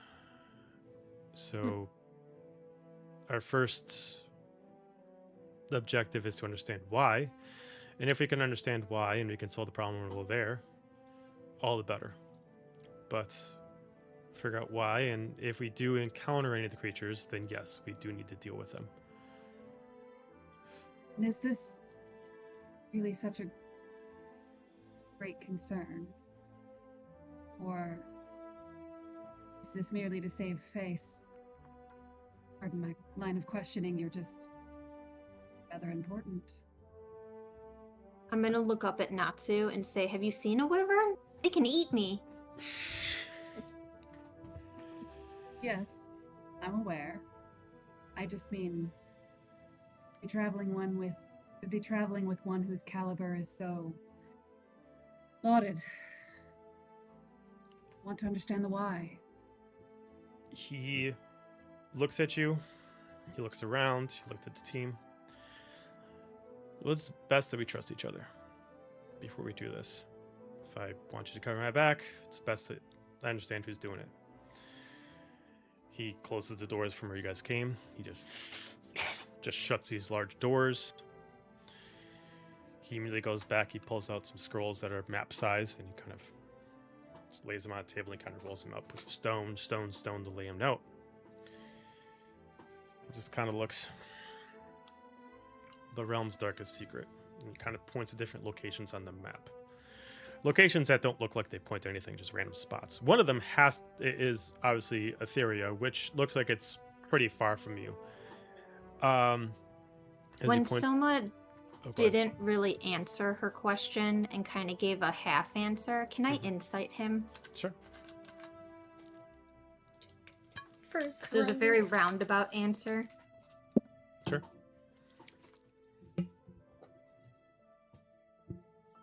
Brow. 11. He seems like he's trying to give you information without specifically just telling you. Okay. As you see these different spots on maps, and they're just marked by black X's. Like, almost like someone drew these with charcoal on a map. And where he pulled them from, there looked like there's several duplicates, almost like someone has made many of these maps and charcoaled all of them. He kind of points to them. A dark secret that the king has kept quiet for some time. Only so many people know about it outside the war. With the plague infestation dying out, the king was killed, but a lot of what he affected the realm was not destroyed. Parts that he had that created creatures have left eroded, and apparently one has left itself on this town, and therefore it's been summoning creatures to it.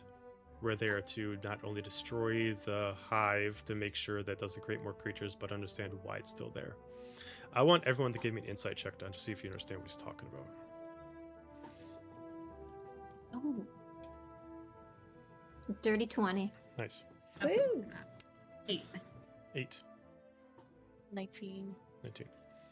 I hate having no good insight into 16. 18. So DC is 15. Depending on your age, if you're at least, I'm going to say 25, you'll understand this information better. As this is a 20th age, there has been some knowledge to the realm that has been kind of forbidden to be able to tell people when the age turned itself. Many people just know that the previous destroyer, the Plague King, was this creature that just laid waste to the land, but they just assumed the populace just knows that it's defeated and therefore everything's fine. What a small populace knows, if you are old enough to remember, is that the Plague King was just not a single entity. It was a calamity that affected the lands. They destroyed the hive mind, the creature that was the epicenter, but it still left an infection across the lands. And these infections are creating creatures that are monstrous. So when he says there's a wyvern, he means it looks like a wyvern, but it's not one. And it seems that there's one coming near this town, and the king wants his town protected, and he wants to understand why it's doing it. You can, for anybody that got a high enough check, even without knowing that, you can assume that Soma, he's giving you guys a job to, as freelancers, to uncover why they're still around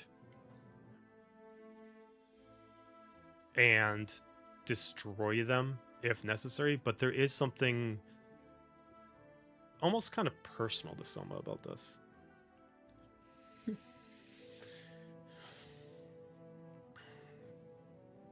Now there's, Okay.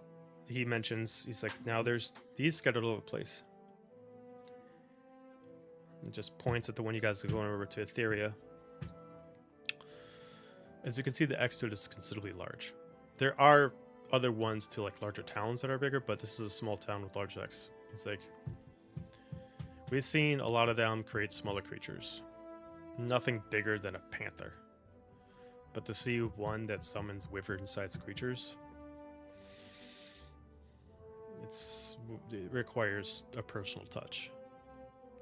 So he just looks at you. Again, I apologize for the haste and the unceremoniousness of it. I keep apologizing, but you're here, and that seems quite the ceremony, doesn't it now? Well, that's quite kind of you to say. Do you have any questions for me? Any things that you need? Yes. No, you do not need to wash the bathroom. No, no. We cleared that up earlier. If we survive this, do we get to keep the promotion? Of course. Do I have Okay. to wear the uniform? Yes. It's tailored. Seriously? I mean, it's your size. We don't usually make these sizes for, no offense, but smaller people. Actually, is Quinn's uniform their size, his size? Is Valid Quinn's? question. Yeah, is Quinn's uniform his size? Because not his uniform. He stole Tell the- me. Oh. Well, how tall are you?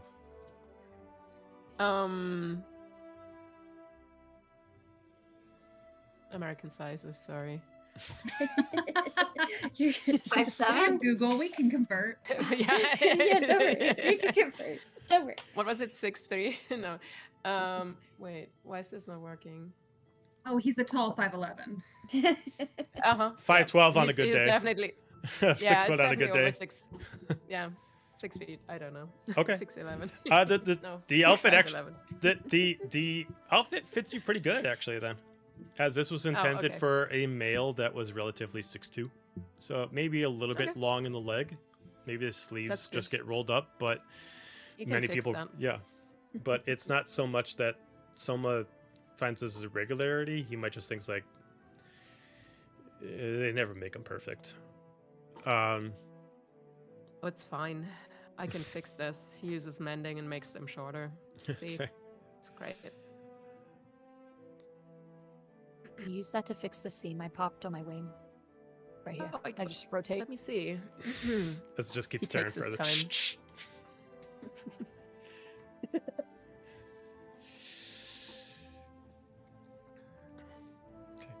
When I do put the So- uniform on, I'm gonna put my vest over it. He just like looks down at you. He's like, "That's a choice."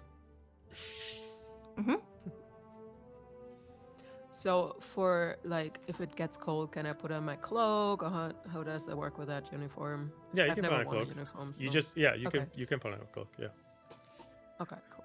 Mhm. Um. you can So- accessorize. You can add scarves, whatever. Okay, cool. So concerning the things we're fighting, so we're talking like dragons. Well, I hope Right. it's not a full-fledged dragon. As far as I Okay. know, we've got wyvern-sized creatures. Yeah. Right. Dragon of Cool, another cool, name. Cool. I mean, sure. Compared to Mhm. me, they're dragons. Compared to me, they're dragons too, because they look like dragons. Well, what intel do you have? Do you know what havoc they're causing? What we should be prepared for? Plan against? Huh. How Well- many? The town itself is a mining town and a hunting town. It seems like the creatures have been attacking them when they leave the town borders, which requires what they do for work, mining and hunting. So they've been having a problem trying to keep their flow of, their economy flowing at the bare minimum. I assume that once we get there, probably on our way, we're going to encounter something. So I have a carriage for us to get there. I have a That's couple. kinda fancy. Well, it could be fancier, but I'm not going to get us one of the dirigibles. So this A is carriage is fancy enough. I mean, typically just walk or horse. I could fly. he just puts his just trying to be hand on your helpful. shoulder and he just pats you a couple times. I know. Just wanted to put it out there. You know.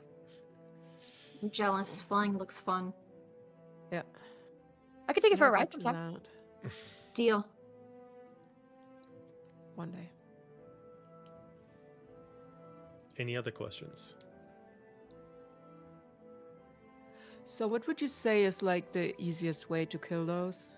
Like, A I'm not wyvern? very experienced with mini dragons, so Well, the You thing just- with most creatures that can fly, I the mean, ground. just looks at you and he just Exactly. kind of looks up some information. It's like, don't you have like a sword? listen, if they're flying above me, should I throw the sword? It's like, I mean, he just kind of looks at us, but I'm just saying, like, where's your sword? oh, my sword. I have a dagger. He just kind of like scratches his beard a little bit, kind of like, oh, it's like, all right. I mean, dragons, yeah, they're gonna fly. Hopefully, you guys can do some range stuff, theoretically, but most of them do still need to get on the ground level to hit us.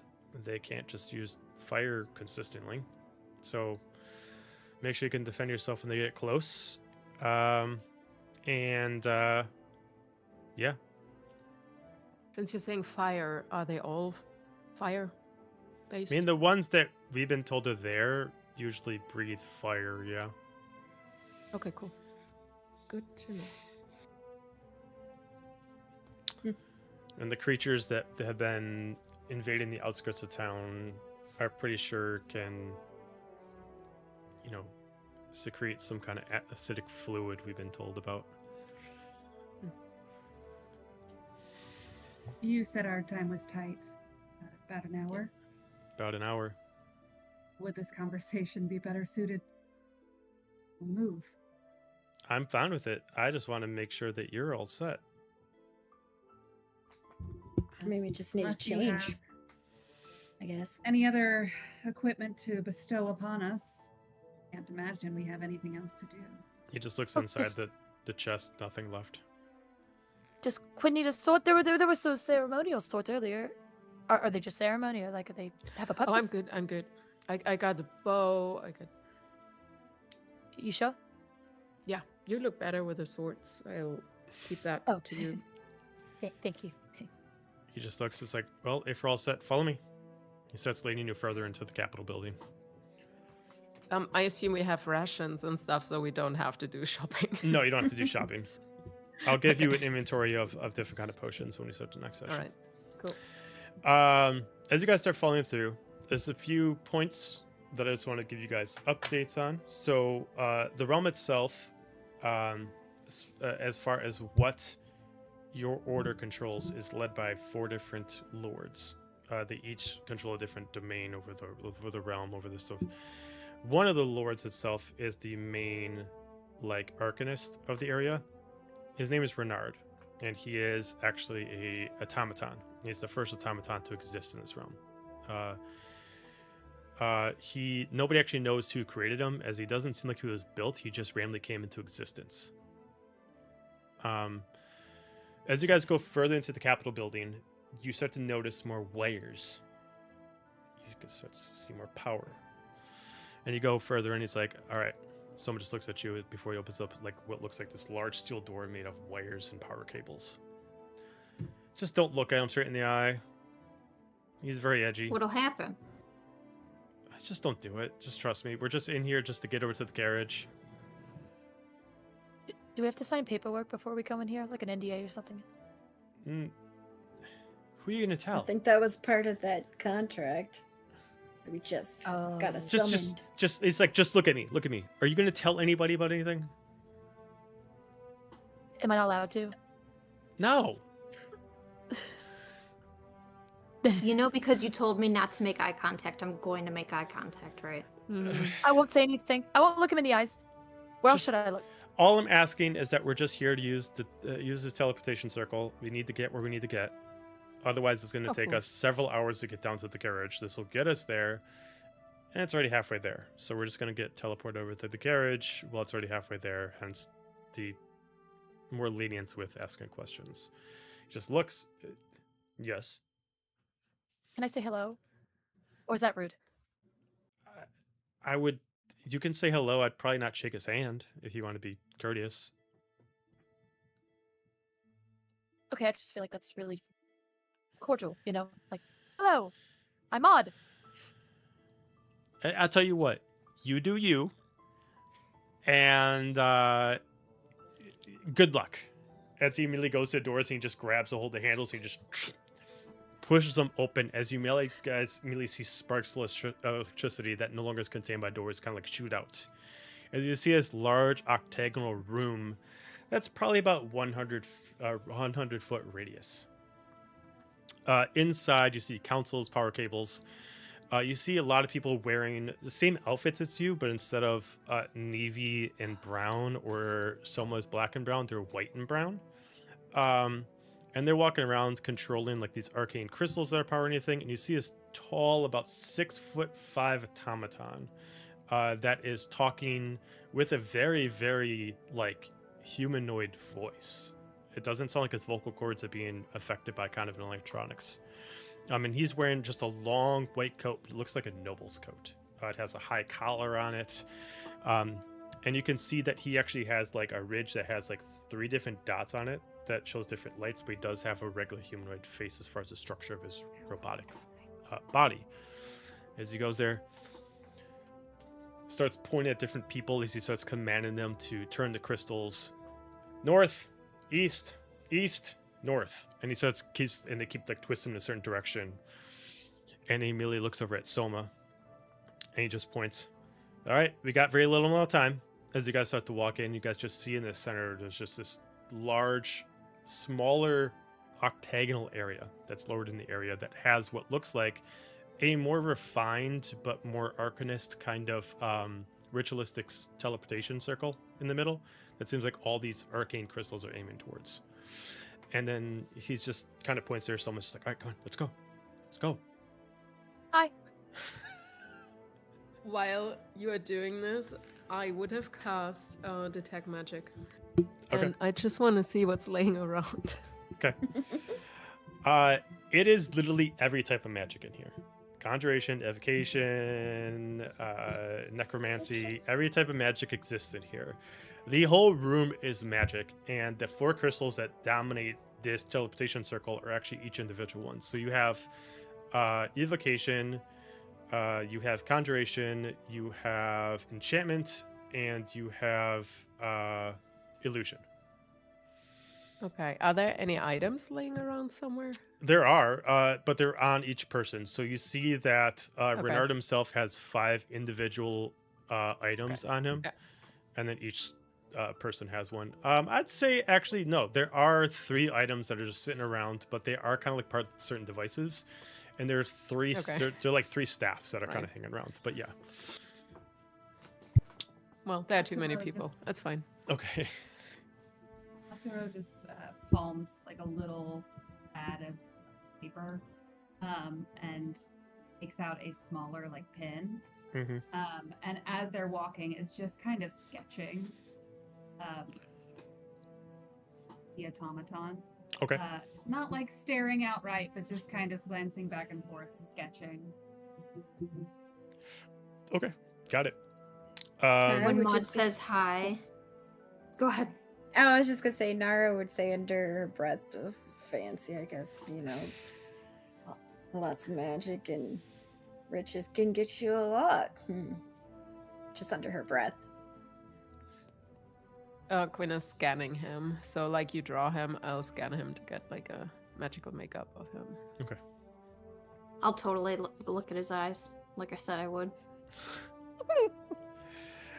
You can see that as you look at his eyes, the 3 upper spots that go up his forehead essentially show emotion. Right now it's green, showing that he's like in analytical mode. It looks like he does have one for rage. Another one looks like one for like calm movements.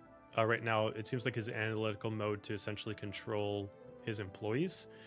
And doing so while it's on his green, it actually makes his 2 eyes green as well. So you assume that whenever Oh, mode cool. he is, also changes his eye sockets.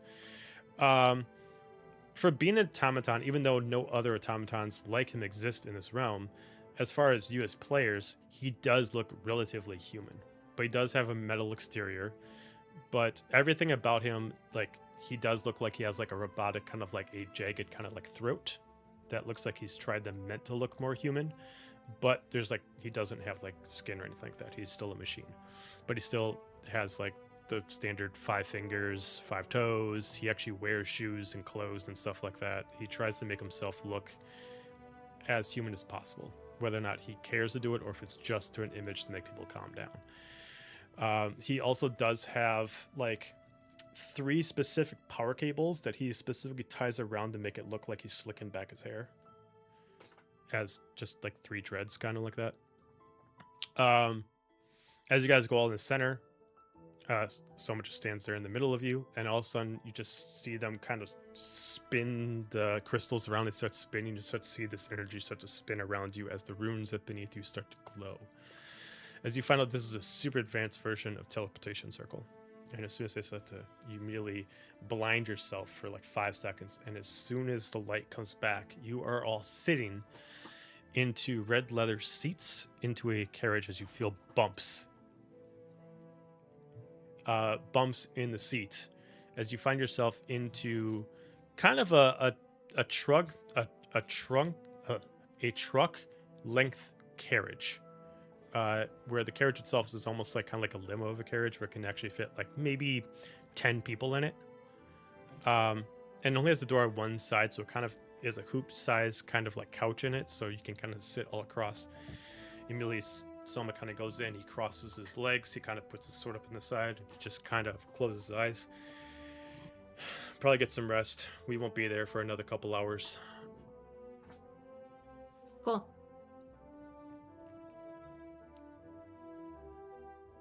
I don't think he This is can see you with his eyes closed. So, were we supposed to get lunch before? You wanted food? Yeah, I mean, is there food here? Otherwise, I could. He eat a just kind of ration. opens up a ration box, and there's just like basic like rations. It's mostly like, you know, dried fish, some bacon, you know, easy stuff that you can just try. Some different foods. Awesome. Thanks. I just look really sad at it. Along with two random soldiers that are also there with you guys, helm on. As you know, these are just regular foot soldiers. With 2 hours left, you guys will start off the next session at the beginning of a short rest. Go from there. This was just meant to be the prologue to just kind of get you guys into the spot. Next session, you guys will head over to Etheria, and we'll go from there. So, we'll start off everybody at level 3 for next one. And for anybody who's watching, thank you for watching. We will continue always on the last Tuesday of each month, same time, 6:30 Central Time. If you missed any of our other sessions for any other campaigns, remember that we do play D&D on the other Tuesdays with our Wings of Eternal Guardian campaign. Tomorrow we do have Star Wars, and next Wednesday we have Daggerheart, along with every Sunday. Next Wednesday, Daggerheart, along with every Sunday being Curse's Strahd. That being said, thank you and good night. Bye, Internet. Good night.